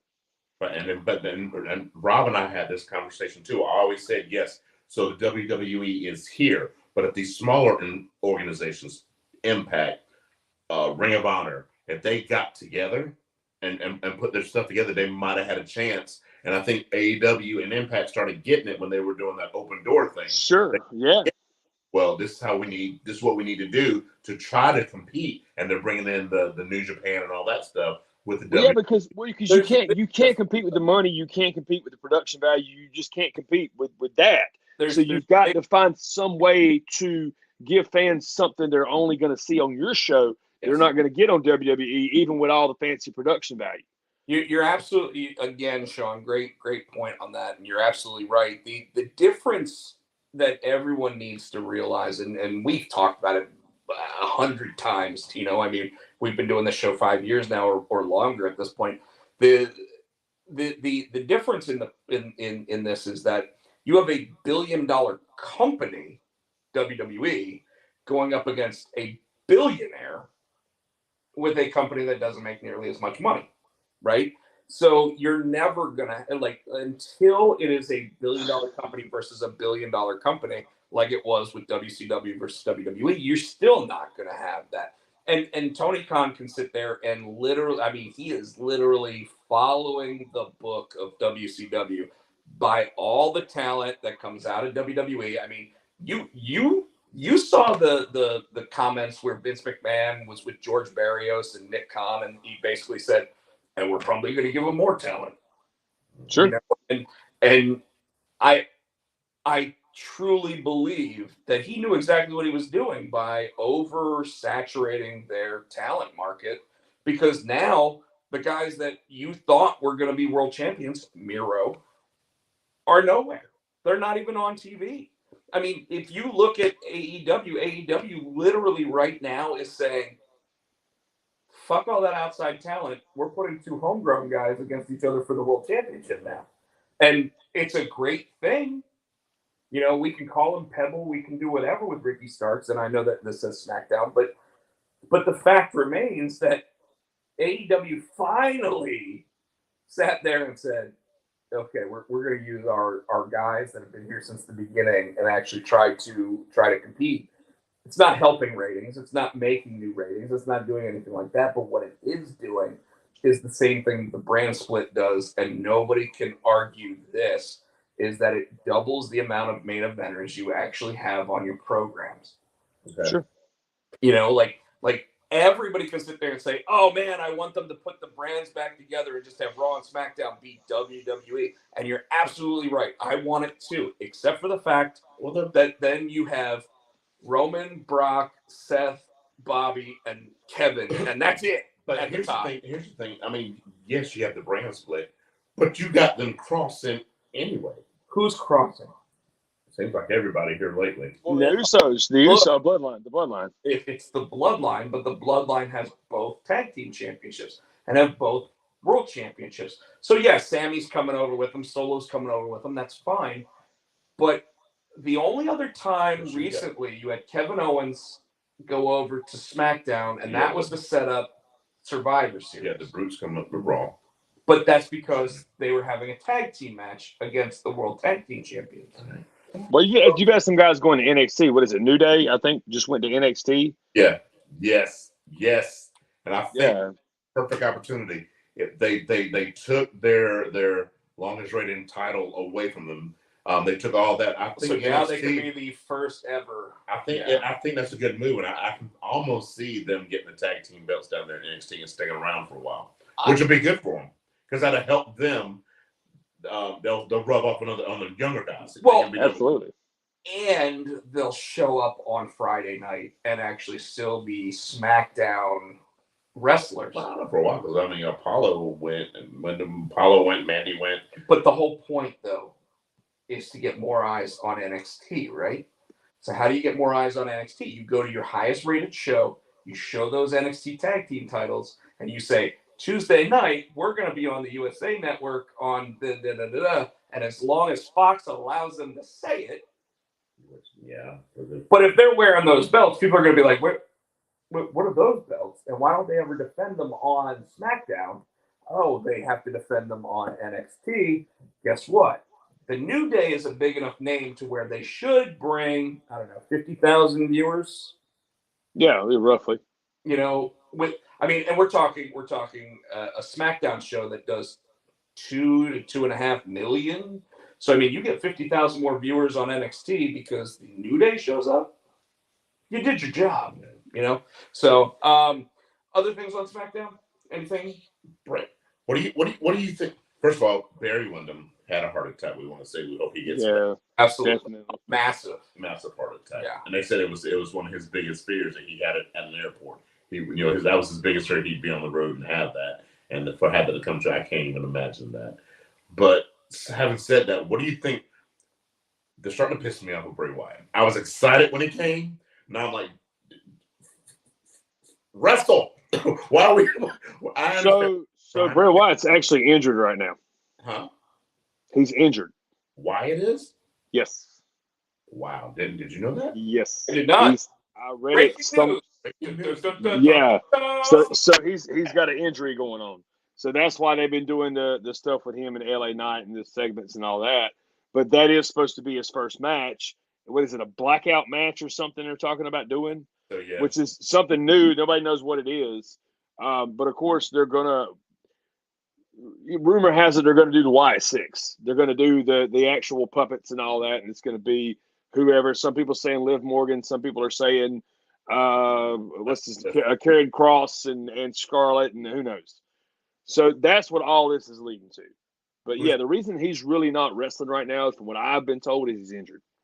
All right, so this is another thing, and we want to get your opinion. I'm saying that Uncle Howdy is Bo Dallas. That's what a lot of people think. Well, you know they re-signed him. Yeah. So he's there. He's there. But a lot of people are thinking that it's Bray Wyatt. I'm like, nah. No, they're gonna do that where you think it's him, and probably during that match, Uncle Howdy's gonna come out. Whatever. Yeah, I think the big dents and everything that they've been doing are Bray Wyatt. I think that it's his voice, him doing it. Well, him and his brother sound alike though. Maybe. Yeah. No, I think I agree with you, Potsy. I think it's him now, but if they do a match, it's going to be Bo Dallas. So that makes sense now. Okay, like I said, I was getting frustrated with Bray. I'm like, why? We bought all this to bring him back. I understand that we want to do a slow burn, but dude's been back 5 months now. I don't think it's been that long. I think it's been. It was October, so it's okay. 2 months. Okay. 2 months. Yeah. But he's also the type of guy that, like, you really do want to slow burn to the match, and you want to put it on a premium live event, right? Now, I will say this: did you catch what Alexa did the other night? Yes, and we're going to talk about that. We're going to talk about that too. Okay, yeah. So that was interesting. Blacked out for a minute in the middle of her match and set old girl up in the Sister Abigail. And I kind of snapped out of the trance and kept on wrestling. But yeah, so we're hoping for that, so they can get their, see through their storyline with that, because I thought all that stuff was phenomenal. I've always been a huge Alexa Bliss fan anyway, but the stuff she was doing with Bray Wyatt, I think, was some of her best. Have you noticed it too? And when we both noticed it too, whenever she's on the screen, if there's a monitor behind her, they do the flip with the Bray thing on it. And she always seems to look at it and go, huh, what? So, yep. So SmackDown there? No. I think that's about it. That's all I want to talk about. Was there anything else? Dude, I'm enjoying the shit out of this. This is awesome. Shayna Baszler and Emma. Why bring Emma back and not let her win a match? This is her second match, her second loss. But well, she's in a higher profile spot than she's ever been. She is. Plus, she's the vet. So if you bring her in to work somebody like Shayna Baszler, who obviously doesn't have as much experience as she does in pro wrestling, of course, she's a MMA fighter and all that. But I can see why they did that with her. But I think she'll get a push eventually. I think she will. I think that this right now is just to reinitiate her to the WWE and the universe, with that. But also kind of really push that whole like semi thing that they're doing with her and Madcap, where obviously they're kind of getting there, but then I have a feeling that's going to be Karrion Kross and Scarlett's next feud. Probably. Well, speaking of bringing back a female, Mia Yim. So, what do you think about that? I mean, they really haven't done a whole lot with her, other than the fact of, okay, well, Judgment Day has Rhea Ripley, so we need somebody to compete with her. Isn't it weird? And you know what? I'm going to move this over to Monday Night Raw just because I think we're about. No. I got one more thing I want to say about SmackDown. Well, One more thing. Dude, it's a Potsy and Tino show, not just a fucking Potsy show. Would you? So something happened Friday that I was expecting to happen at War Games when they were saying that Bianca's team needed one other person. The person I thought that was going to fill it didn't fill it, but she came back Friday night. Bailey's team's in the ring talking shit. Liv comes out. Because this is funny because Liv, I don't know if she's trying to be the female Stone Cold or if she's trying to play this whole I'm crazy. But they were like talking shit and they're like, well, you want to come in here and fight us? She goes, 1, 2, 3. That's fair. And she runs in the ring and proceeds to get her ass whipped. Who came out and saved her? Tegan Knox. Yes. Yeah. Tegan Knox, person I thought was going to be that last person because remember in War Games a couple of years ago, Dakota Kai turned on Tegan Knox, so that would have made sense. So that she came back to face Dakota. But maybe that's why we didn't get it. Because I will say this: when Triple H was in charge before Vince took power away from him or whatever, we got a lot of that stuff. We got it's so wrestling to me is about giving the fans what they want, but not necessarily when they want it. Because if you give it to them when they want it, they're going to stop watching. They're like, okay, I was right. Or they're always going to be thinking they can predict it. You know what I mean? So, and I'm not going to lie, like for many, many years, I could watch Raw and be like, okay, this is going to happen. This guy's going to come out. But that's probably just from being inside the business. I don't know. No, because we joke all the time right before a pay-per-view. And I always tell what I say, it's the 5. I've been watching wrestling since I was 5. It's the 5-year. If you're going into a big WrestleMania match or a big pay-per-view match and you get your ass whooped, you're going to win that match. That's the logic, and that usually works for me. That's usually how it works. Like on the go-home show, whoever was up, the other person wins. Right. That's normally how it goes. Although I will say this, during this era of Roman just winning everything and keeping all the belts, a couple times they've screwed us on that where, it's like, it swerved us where it's like, oh, okay. Roman it's kind of like the Undertaker's streak. Like, he's going to win every year. And then Brock. See, don't get me started on that. Okay. Brock beats him, whatever, the streak's over. Why did he have to lose again? Yeah, without a doubt. And I mean, both of you are absolutely right with what you're saying there. Obviously, our first episode of our show that we ever did was when NXT had its big takeover, and I said Seth Rollins is going to come in and beat down Triple H during this, and we were the only show that even mentioned that Seth Rollins could show up, and that's going to set off the Seth Rollins versus Triple H WrestleMania match. Then I called the Regal thing at the pay-per-view. And more recently with the AEW pay-per-view, you totally Tino called it like straight down the written line of like, this is how I would write this out. And they did it line for line based on what you said. You were like, he's going to sit there. He's going to put the ring on. Regal's going to come down. Regal's going to look at him and say no. And then Regal's going to throw him the brass knuckles, and MJF's going to win the brass knuckles. And then he's going to turn on Regal and send Regal back to WWE. And you know what? Good for William Regal. He's amazing. Actually, we have him listed as a topic that we want to specifically talk about at the end. But can we go to Monday Night Raw now? Okay. Talk about your little Alexa now. Well, go ahead. No, we were talking about that earlier. I mean, you got to see that match where she did. She was zoned out, and she had her and her sister Abigail, and she was like, just before she kissed her on the forehead, she's kind of like stopped and kind of came out of it, and then went back to wrestling. I'm just gonna say that I was surprised that they let Alexa win that match. Why? Well, because so I knew it. We knew it had to be a baby, obviously, right?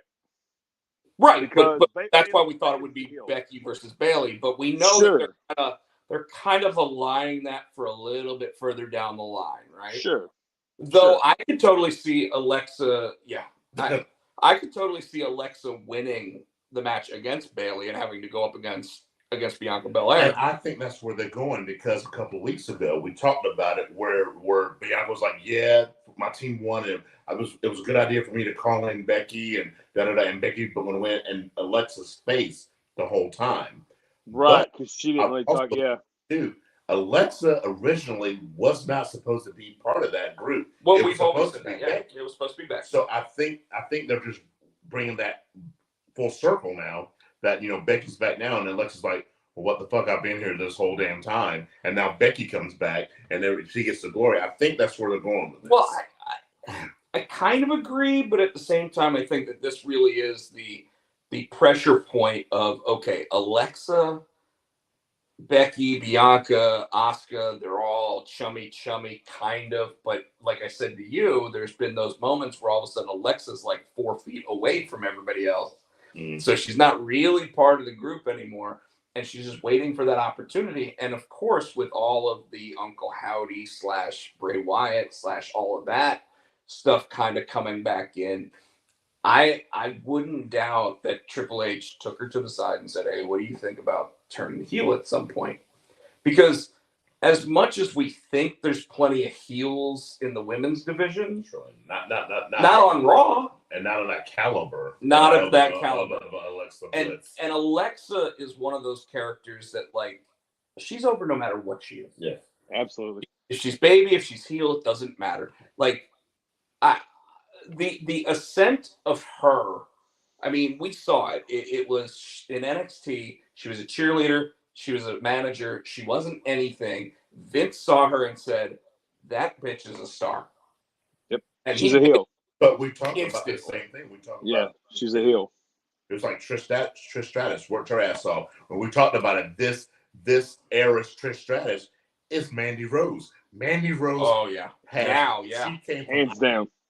Worked her ass off, and right now, hands down, Mandy Rose will be my female wrestler of the year, because she couldn't work herself out of a bag before. Yes, she has.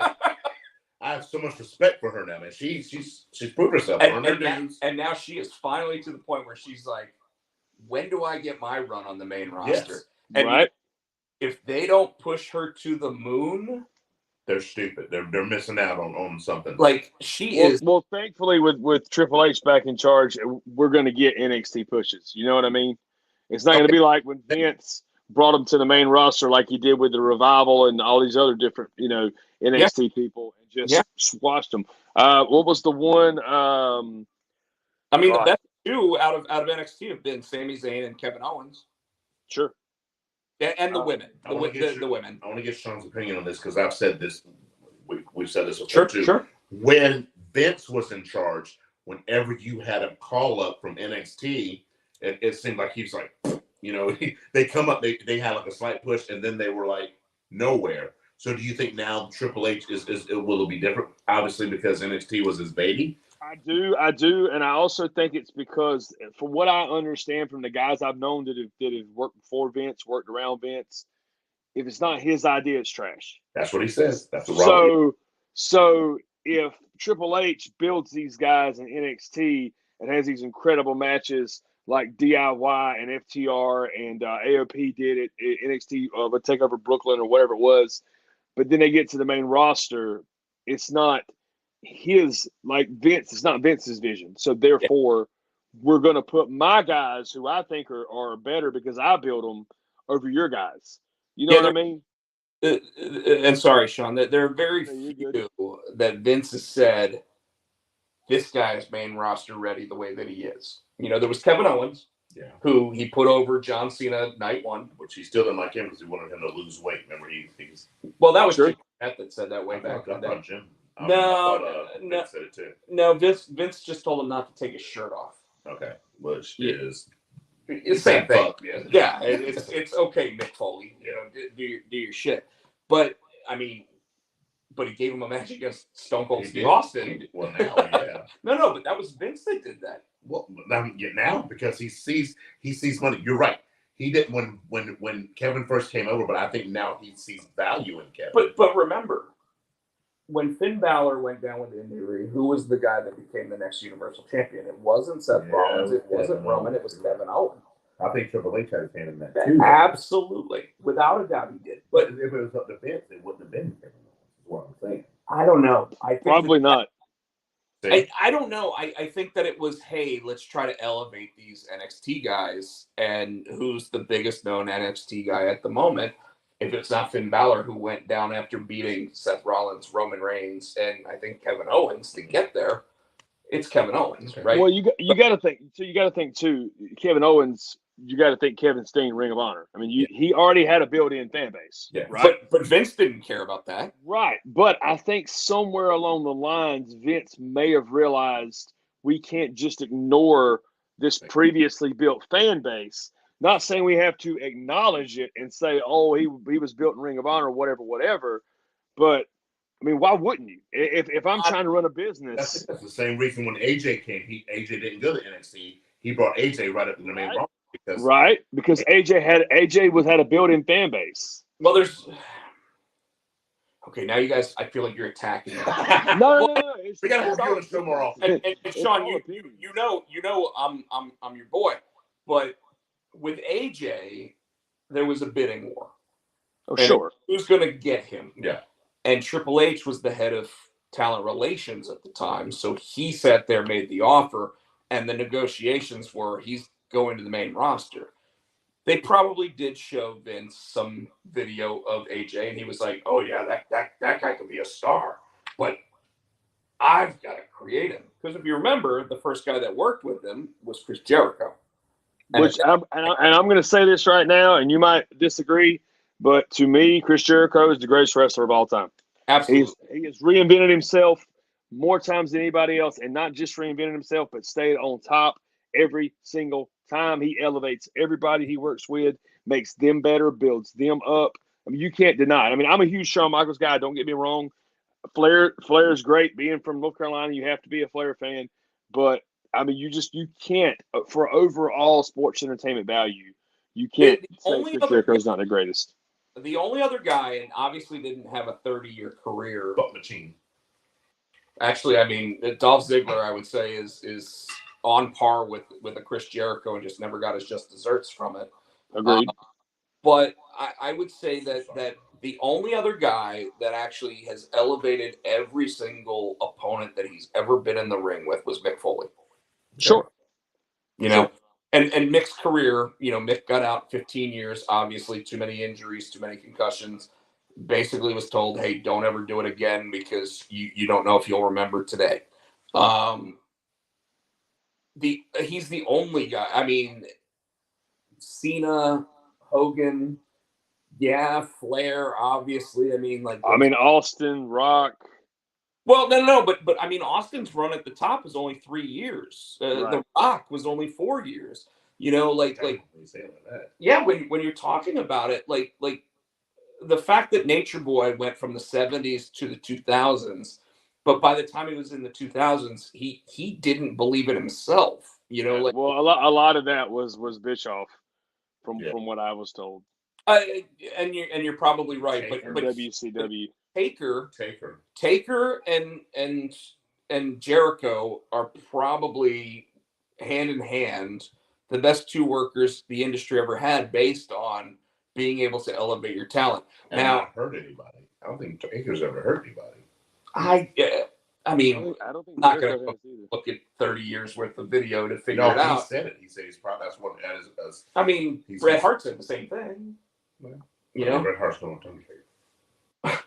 My point though is that, and again, Chris Jericho, absolutely. I think the past 3 years, he's in phenomenal shape. He looks like the Lionheart back in when he was in WCW. Now he's not absolutely. I mean, even look at what he's doing now with the Jericho Appreciation Society. He's not as fast as he was. No. The Jericho Appreciation Society is the inner circle. No, it's not even that. Like it's him and Jake Hager, but Jake Hager now is a really bad catchphrase. I like this hat. Right. And it's I the like Fat Young Bucks. Tell him it's the Fat Young Bucks, and it's Daniel Garcia. And so Guevara. Yeah, and like loosely affiliated. Yeah, he's in. Because remember, he was the one that was in the what's his name? The dude with the mask. I got a pro wrestler on his opinion. Excuse me, sir. Sure. What is your opinion? Because we had this fight last week. Oh no! Don't draw me into a fight. Ricky Starks. Of who? Ricky Starks. I think Ricky Starks made himself into a star last night. Okay, but don't try to back now. So Ricky Starks is one of those guys that was obviously not a household name. He's busted his ass in AEW to start to become a household name.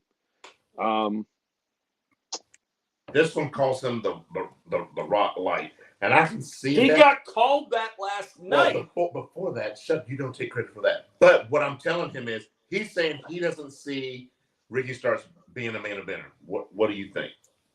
Oh, see, that's tough because, like, I kind of feel the same way about Darby Allin. I'm not a big Darby Allin guy, but yet. I called that match last night, by the way.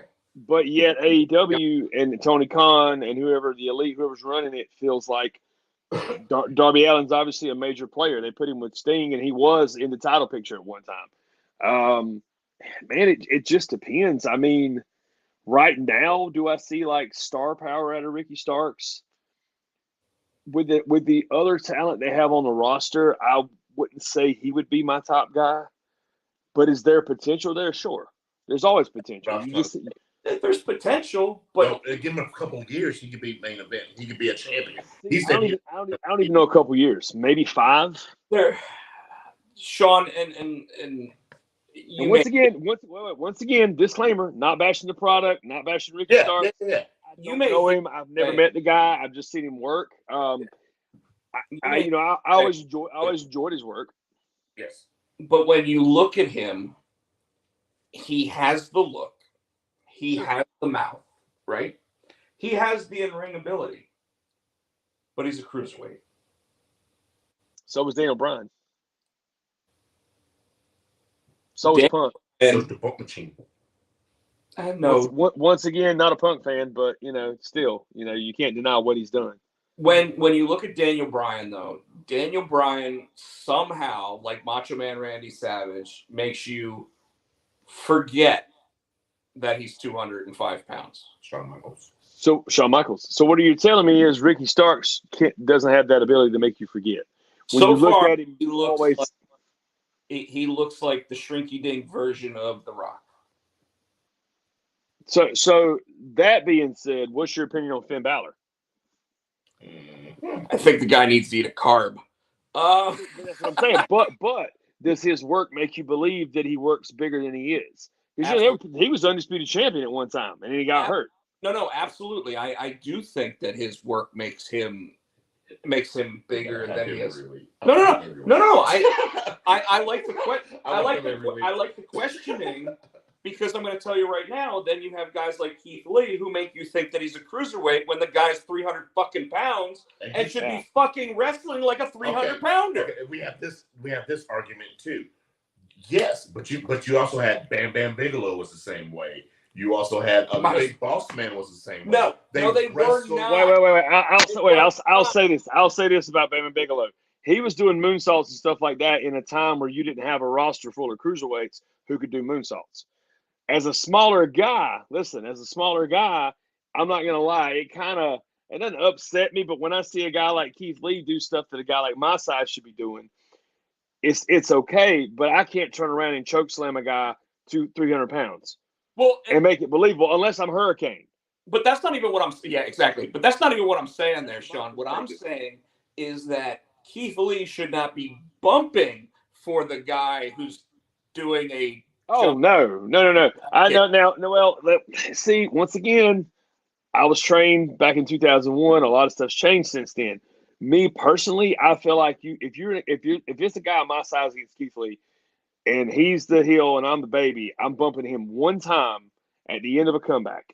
Sure. And you're going to get the biggest reaction that way. It's going to be he's not going to go down at all until that final Sure. bump. But when you have a guy like Keith Lee who has already been built and packaged out to be that guy that can do all these things, then you can't make him a monster and a cruiserweight at the same time. It's not fair for him to go flying around bumping everybody, and then he's not getting bumped. I agree with you that he shouldn't, but I'm just saying because of how he's been presented to the world, this is what you've got now. Whether it's right, wrong, or whatever, this is Keith Lee.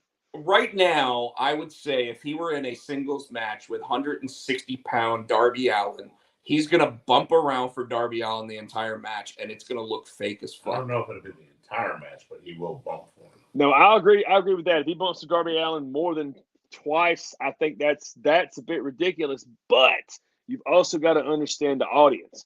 The AEW audience is the Ring of Honor audience, is the New Japan audience. That's what they're used to.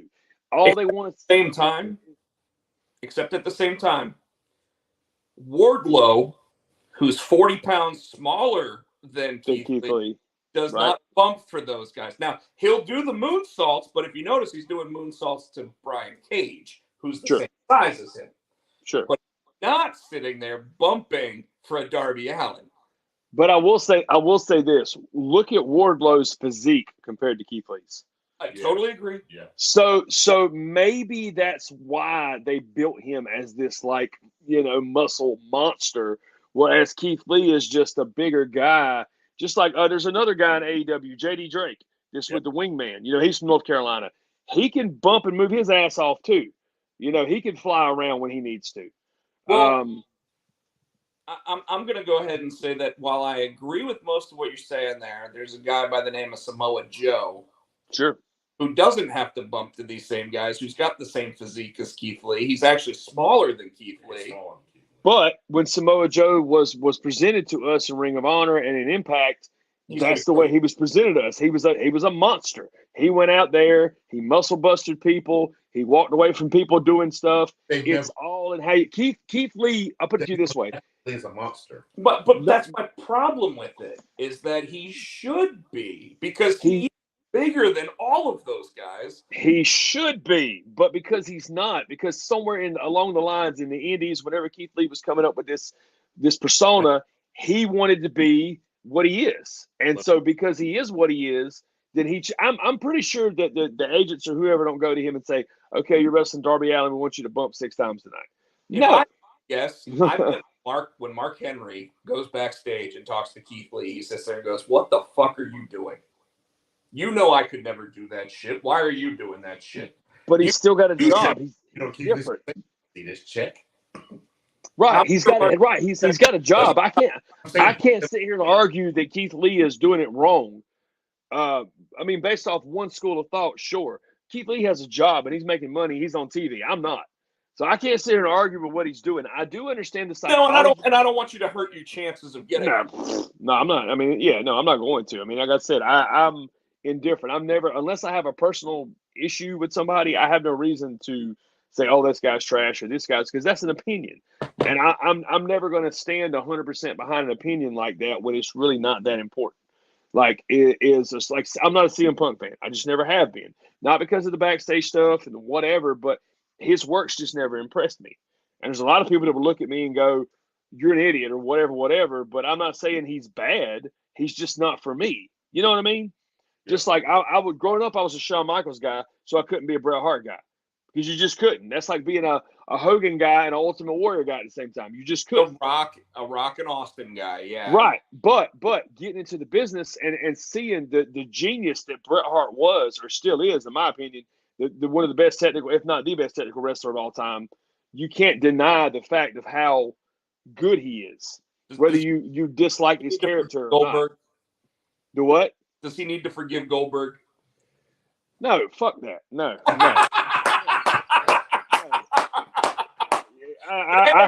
There's the Sean Cruz I wanted to hear on. Once again, I've never met Bill Goldberg. I will say this: when the whole streak was going on, just like everybody else, I was wrapped up in that shit. I was like, "Oh my God, he's the greatest thing ever!" But then when you really start to look at the matches and break them down, it's like, who was he to get this opportunity? My God, he beat Scott Hall and Hogan in the same night to win the title. Like he squashed Ric Flair. Didn't just beat him. He squashed Ric Flair. Yeah, but that was Bischoff. That was Bischoff. Come on. Of course, that was Bischoff holding Flair down. But what I'm saying is, you can't deny the monetary value that was there. You can't deny all the people who still have Goldberg tattoos on their arms that probably wish they didn't, but they do. The shirts that were the shirts that were sold, I guarantee you, if the NWO hadn't been around at the same time, he would have probably been number one in merchandise. Yeah. No doubt, no doubt. So you can't deny the value. Just like, okay, I'm getting way off track here, but when Logan Paul, it was announced Logan Paul was signed to WWE, a lot of indie guys I know and all over the Facebook just blasted him like, oh my God, he's trash. And why? Because he didn't bust his ass for 10, 15 years on the indies like we have, and he got a shot. Guess what? He's got a built-in 7 million whatever subscribers on YouTube and TikTok. He's a brand. You're not a brand. You're just a dude that puts on tights on the weekend and goes and wrestles, and you think you deserve a shot? I would never say WWE would have been stupid not to sign him. Yeah. But that's what I'm saying. What guys don't get is it's all about your selling ability. And we can talk about Chris Benoit. And I don't care what Chris Benoit has supposedly allegedly done. I still think he's one of the greatest wrestlers of all time. Definitely one of the best technical wrestlers of all time. But he was not marketable. That's why he didn't get a push. He couldn't sell T-shirts. That goes back to Zack Ryder. Remember, they fired Zack Ryder because, you can't get over, you can't sell. Then he went and did his old internet YouTube show. Then all of a sudden he was hot, and they wanted him back. He's right. You go there, you once you get out there and you get eyes on you. Right, especially in this day and time, it's all about going viral.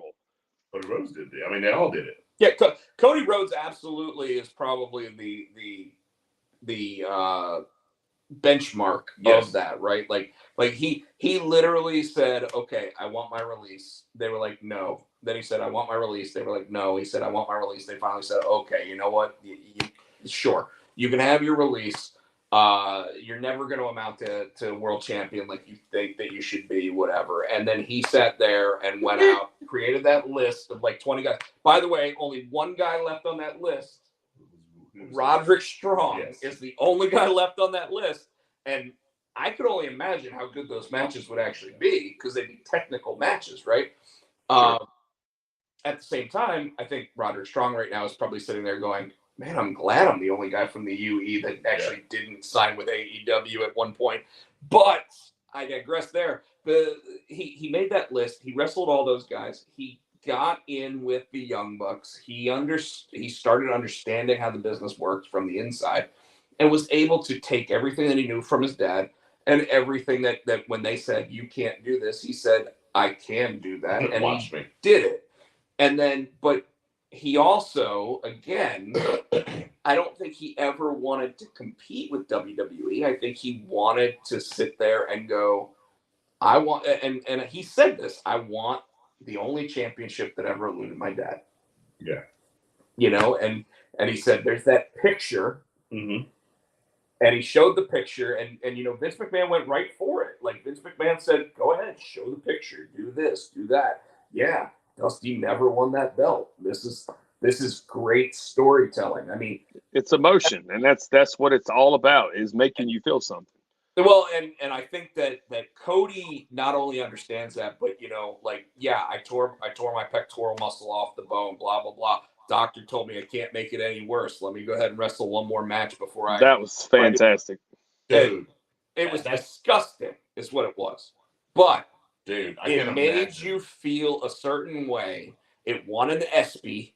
It made everybody who sat there 4 months. It could be match of the year. I mean, I know we're talking Sheamus and Gunther, but you talk about Raw emotion, it could be match of the year. Can't forget about that match. Hell in a Cell, absolutely. Yeah, when you think about it, because that was our match of the year before the Sheamus. I mean, that was match of the year. Yeah, I mean, him just taking the coat off, that was match of the year. But 4 months before that, he was sitting there being booed out of buildings. I remember going to Greensboro, watching him beat Sammy Guevara for the TNT championship, and him being booed about it. And him still coming out and giving the speech at the end of the night, after the cameras are off, sitting there telling everybody how, AEW will be back in North Carolina. They have not. We saw that they were in Greensboro, then they came to Raleigh. Then they did Charlotte. They did all three of those. And we went to the two. Yeah. And they haven't been back. And they haven't been back, but they said, we will definitely be back. David Crockett says we'll be back. And Yeah, when they came back, he was still gonna have the belt. He was gonna fight Hook. Remember that? Yeah. And Hook, where's Hook now? But well, I don't mean to cut you off, Potsy, but you were talking about how he said he never wanted to compete with WWE, and honestly, I think that is a mistake that all these companies make. Like, if you're AEW, like, know your identity of what you are, and be what you are. Yes. And live in that. Why do you have to try to compete? Like, if you're coming for the king, you better kill the king. You know what I'm saying? If you shoot at the king, you better kill him. What you're saying is Ben literally, you better not miss. It's literally the same thing AJ Styles said when Hogan and Bischoff came to TNA. It was, hey, I hated wrestling in the six-sided ring, but the six-sided ring was who we were. And the fact that's it. The fact that ring hurt when you bumped off of it, hurt when you did this, hurt when you did that, but it still separated us from everybody else. And immediately they said, nope, we're going back to the squared circle, and of course AJ was like, I hated it, but man, I felt better. Like, I didn't hurt anymore because it just sat there and had so much more give. Anyways, but we got so far off topic because we wanted to sit there and have. Hey, I loved it. That was awesome. No, I absolutely did awesome. too. I absolutely did too. Obviously, I've already put up the AEW Dynamite. Yeah. So unfortunately, I was going to say this is a good stop point for me because it's 10:30, which is my bedtime. I'm seriously, I'm on a strict regimen of getting 8 hours of sleep. Like, because when you work out, you tear your muscles in the gym, but you do recovery when you sleep. So if you bust your ass in the gym and you don't get enough rest, you're just hurting yourself, especially at my age. So do us a favor, Sean, right now, while we got you on here, go ahead and tell everybody where they can see you again on Saturday night, as well as if you want to hype up anything else on the card, or where they can buy or pre-order that new T-shirt that I know that you got coming. Any social media. Yeah, and definitely hype up your socials. Cool. Appreciate it, guys. Yeah, so Saturday we're going to be at Dorton Arena, the famous Dorton Arena in Raleigh, North Carolina, for FWE, the Mega. It's going to be an awesome show. Billy Gunn's going to be in the house, Chris Masters, Kurt Angle, Angelina Love, La Resistance, Camille Brickhouse. We're having a battle royal where nobody wins anything, and I'm going to be in that, and I'm going to win it. That's cool. Ambulance match, and of course the title match. Carlito's our champion coming in against Mr. Kennedy in a cage. You don't want to miss that. You can go to www.fwelive.com to get tickets if there's any left available. Fingers crossed there are, so you guys can go check that out. As far as I'm concerned, I got that match, and then I'm taking some time off. I'll be back on January 14th at ACW in Southern Pines. Socials, I'm on Facebook, Unfiltered Sean Cruz. Instagram, Unfiltered Sean Cruz. Twitter is Man of No Filter. I think that pretty much covers the socials. If you haven't been to a local wrestling show because you love the WWE, you love AEW, give them a chance. I promise you won't regret it. You're going to see the future stars of tomorrow. You're going to get to be up and close and personal with them, pictures, autographs. It's a really fun experience. It's family friendly, which I will touch on that. We talked about identities right quick. I think a lot of independent promotions is where they go wrong is they don't identify what they are. So FWE has literally said they want to bring the Attitude Era back. So when you come to FWE, you can expect more PG-13 type stuff. It's not necessarily for the kids. But a lot of these indie promotions, they want to have like a funny match, and then they want to have a violent match, and then they want to have like a demon character, and then they want to have like, it's just too much. Right. So I get that you want to have something for everybody, but I really feel like you'll have a more core audience if you discover who your audience is. You know, it's no different from any other entertainment. Like, okay, you Potsy with the comic books. When you create characters, you like junior high horrors is just horror, right? You don't throw in fantasy stuff, and you don't throw in like a Baby Yoda, whatever. You know what I mean? Literally, like it's literally just that niche. So I feel like if more independent promotions would do that and just discover what they are, we'd have a lot more successful wrestling promotions. But I will say, I agree with you there. And sorry for cutting you off. I even think you're fine. Level kind of does that by adding the cosplay and everything else to the promotion. So, but continue, please. Yeah, but no, I'm just saying. I mean, that's just I'm just something off the top of my head. But yeah, just support indie wrestling, man. Like we really bust our butts. We do everything we can to entertain the people. Without the people, we wouldn't be there. So thank you guys for coming out and supporting us. And like I said, check out FWE this Saturday, Dorton Arena. It's going to blow the roof off the place. It's a huge show. Like you said, Daddy Ass. You got Carlito versus Mr. Kennedy. You've got Kurt Angle. You've got Sean Cruz. You know, I mean, it's gonna be a banging time. So, All right. Thanks for coming on. Thanks, man. It was awesome. Thanks for having me, guys. Like I'll try to be on as much as possible. I get some other guys on here and there. You are welcome. Had a blast. Anytime you want to come on, man. Dude, like, I enjoyed it. I love it. Like he loves it because it sounds like you were going against my opinions on things. Hey, look, man. You know what they say? There's was it? There's your opinion, my opinion, and there's the right opinion. So you know, it depends. But it's fun to be able to debate. Well, I think you said in a friendly way. And my opinion, which is the right opinion. No, that's not what No, I didn't say that. You heard that. Thank you. Yes, you're welcome back anytime. You know what? Even the villain is the hero of his own story. So that explains Potsy. Hey, just real quick, go ahead. Are we gonna scissor here? Are we hold on, I can't. I don't know. Is it this way? I don't know. We're doing something. Hey, I'll scissor you Saturday night when I see you. How about that? There you go. All right, Sean, wonderful having you on. Thanks you so much for being here. You guys. Local wrestler Sean Cruz, everybody. Yeah. Thank you so much for being on the show. Thank you guys. I'm out. And like I said, you are welcome anytime, my friend. Yes, sir. Thanks, buddy. Absolutely. Yes. Anytime. Yeah. I like this. This is a good show. No, I like this. No. He's my new tag team partner now. You're fired. And good night, everybody. No, that was cool though. He's a cool guy. He's a great dude. He's a great dude. He's actually the guy that set me up. Him and our buddy Sean Pittman with my T-shirt or your ref shirt. Not just my ref shirt, but my referee debut. Yeah. So that's cool, dude. So I don't know. I was doing something. Yeah. We got anything else? What is it? We wanted to talk about Regal real quick. We'll talk about Regal, then we'll go home. Well, I mean, we like AEW itself. There was quite a bit that happened. You know, Ruby Soho now has a new nose. We talked about it last week. I know, but I actually saw it now.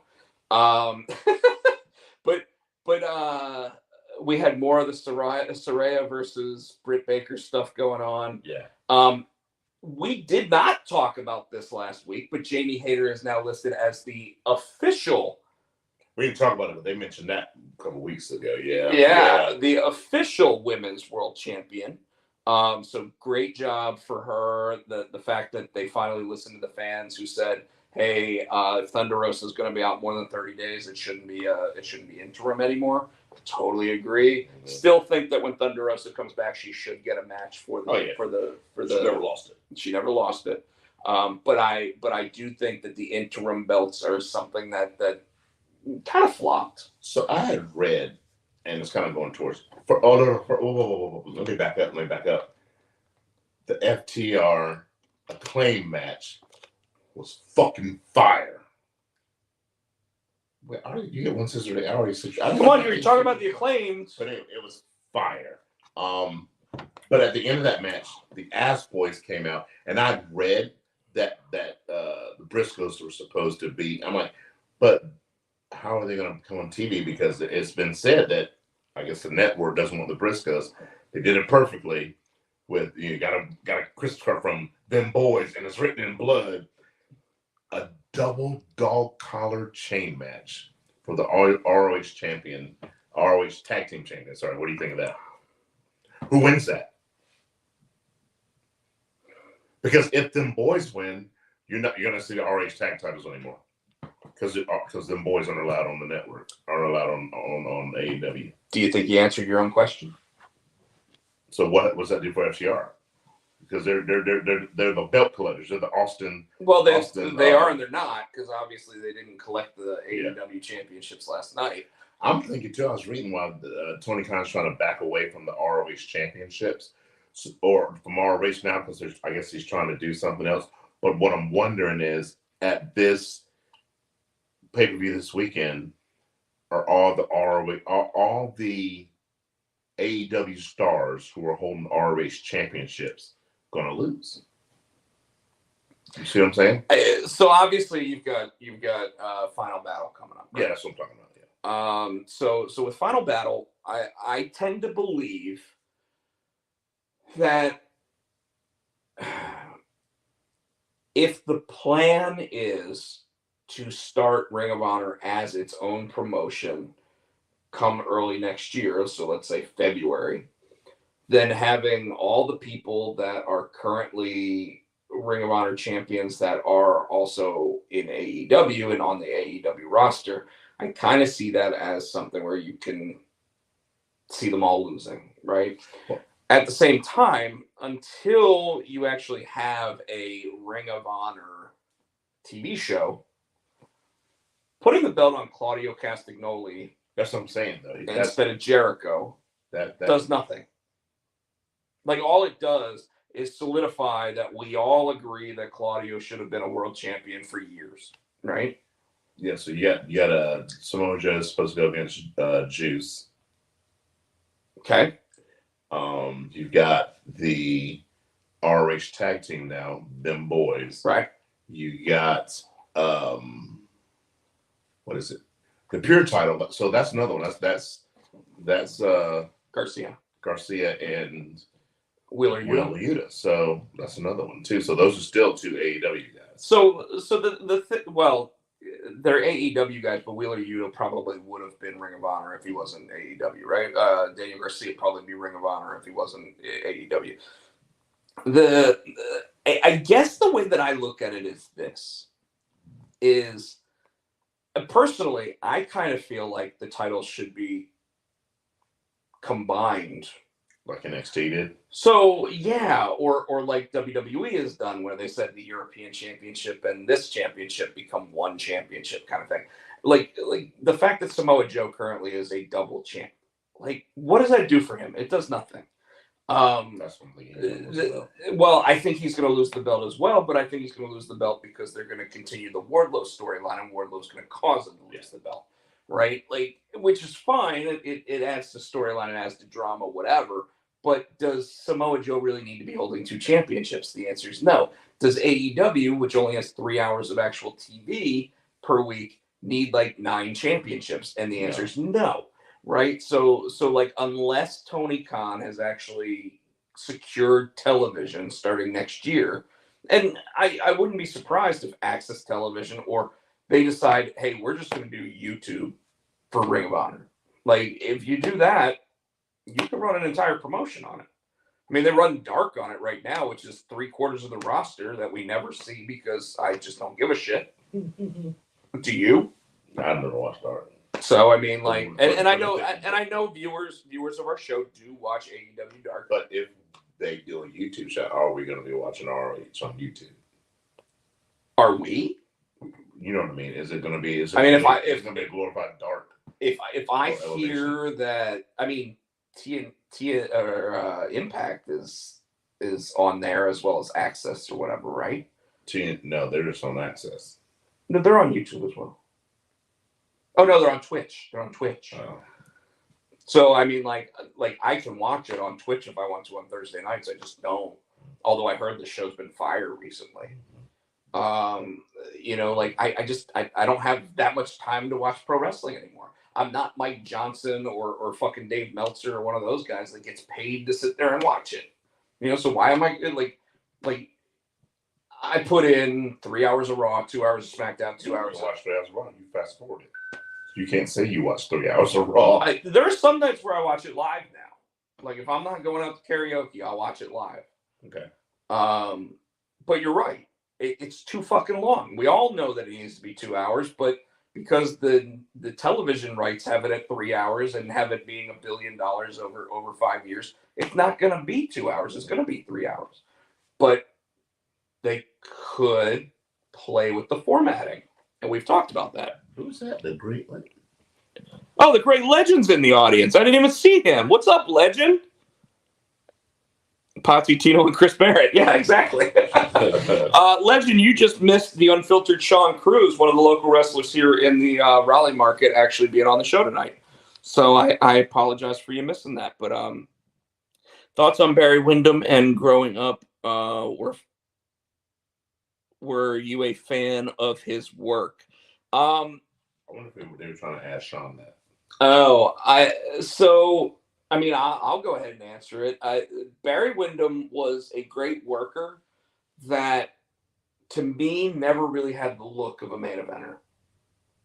So because of that, like, I would have never been as bought in on someone like him, because I don't think that he was as good on the mic or anything else to really draw me into his character. He's a good worker. He was a great worker. He was a horseman, and the horsemen only let the best into the group until Mongo McMichael and Paul Roma. So NXT and Raw and SmackDown should all be 2 hours. I think NXT should be the first hour of Raw, personally. No, I think they need the 2 hours. I think if they were to do 1 hour on Mondays and 1 hour on Tuesdays, it'd be a good 2 hours. I think right now it's just too much. Like, WWE having 7 hours on TV right now per week is too much. It's too much. Anyways, Tino, what else you got? Anything? No, we're not. So we already talked about the Ricky Starks and MJF thing. Oh yeah, that was good. That's a good promo. Ricky Starks made you think he's got a chance. Mm-hmm. Does he really have a chance? Mm-hmm. So was it wasted? No. Or was it, hey, when I'm given the ball, I run with it? I mean, he's got to start somewhere. You know what I'm saying? He's got to start those promos. He's got to get, like I said, he's eventually going to be, if he's going to work his way up, he's got to sharpen his promo skills, and his iron sharpens iron. So who are you going to put him against if you want to sharpen your promo skills? You're going to put him with fucking MJF. I mean, you put him against Jericho. Yeah, or someone who spits fire promos. Yeah, no, I'm okay with that.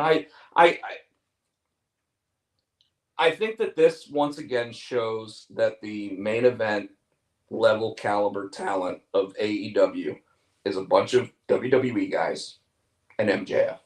Not anymore. Like you said, that thing is good. But Ricky Starks isn't a main event caliber guy. That's why when we sit there and say, he made you think he's got a chance, but does he really have a chance? Your answer was no. But he might surprise you. I don't think so, but he might surprise He might win the Diamond Ring.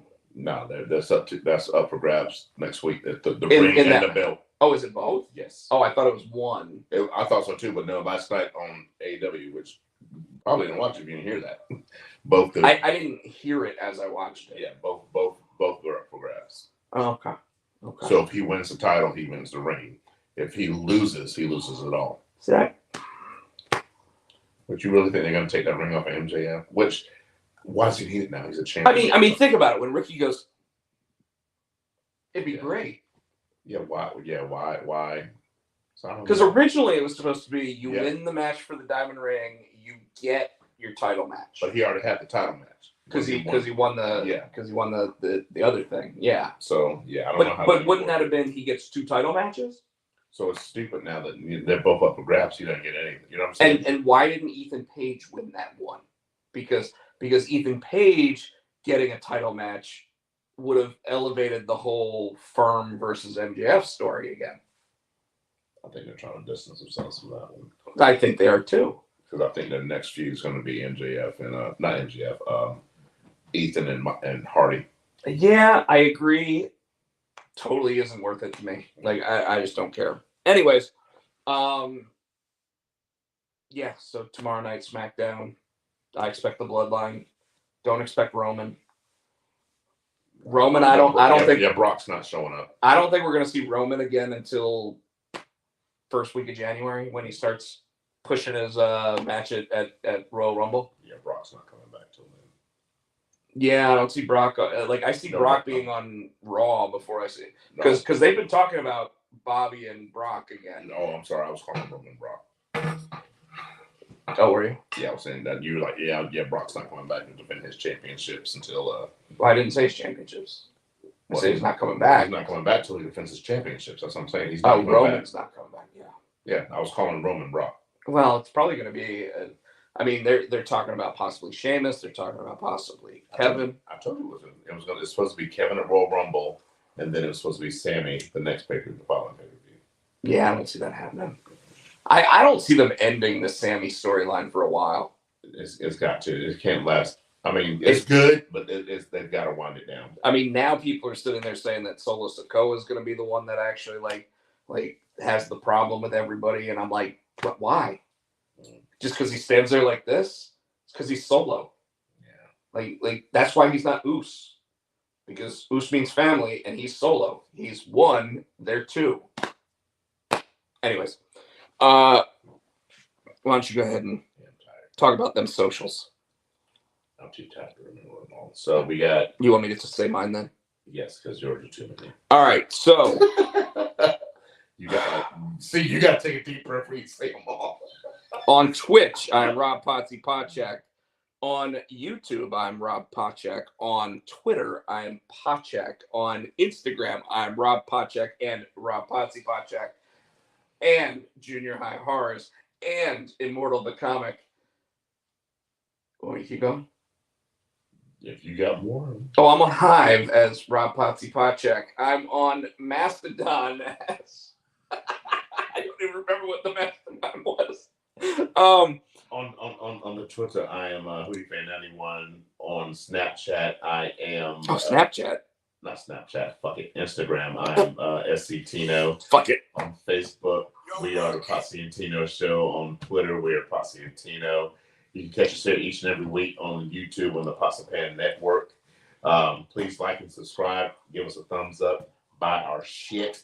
We want to say thank you to Adam's House Cat for the wrestling song, our theme song. You can buy it on iTunes for 99 cents. 99. You know it's coming. And until next week, I hope we get Sean back. I hope Sean comes every fucking week. So anybody in the Raleigh-Durham market, if you want to come out to my birthday party, it is at Raleigh Beer Garden on Monday nights, 8 to 12, karaoke. Hopefully Tino will be allowed to go. I won't be allowed to go. I was like, do I choose to go or do I choose to piss my wife off? So hopefully Tino will be there. Yeah. It's going to be a fun time. Edge will be there. Maybe some other people.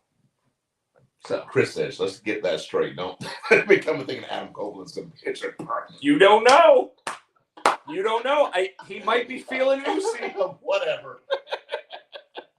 Good night, folks. Good night, everybody. Thank you so much. Legends, Chris Barrett, Michael Turner. Special thanks to Sean Cruz, the unfiltered one. And with that, we are out of here.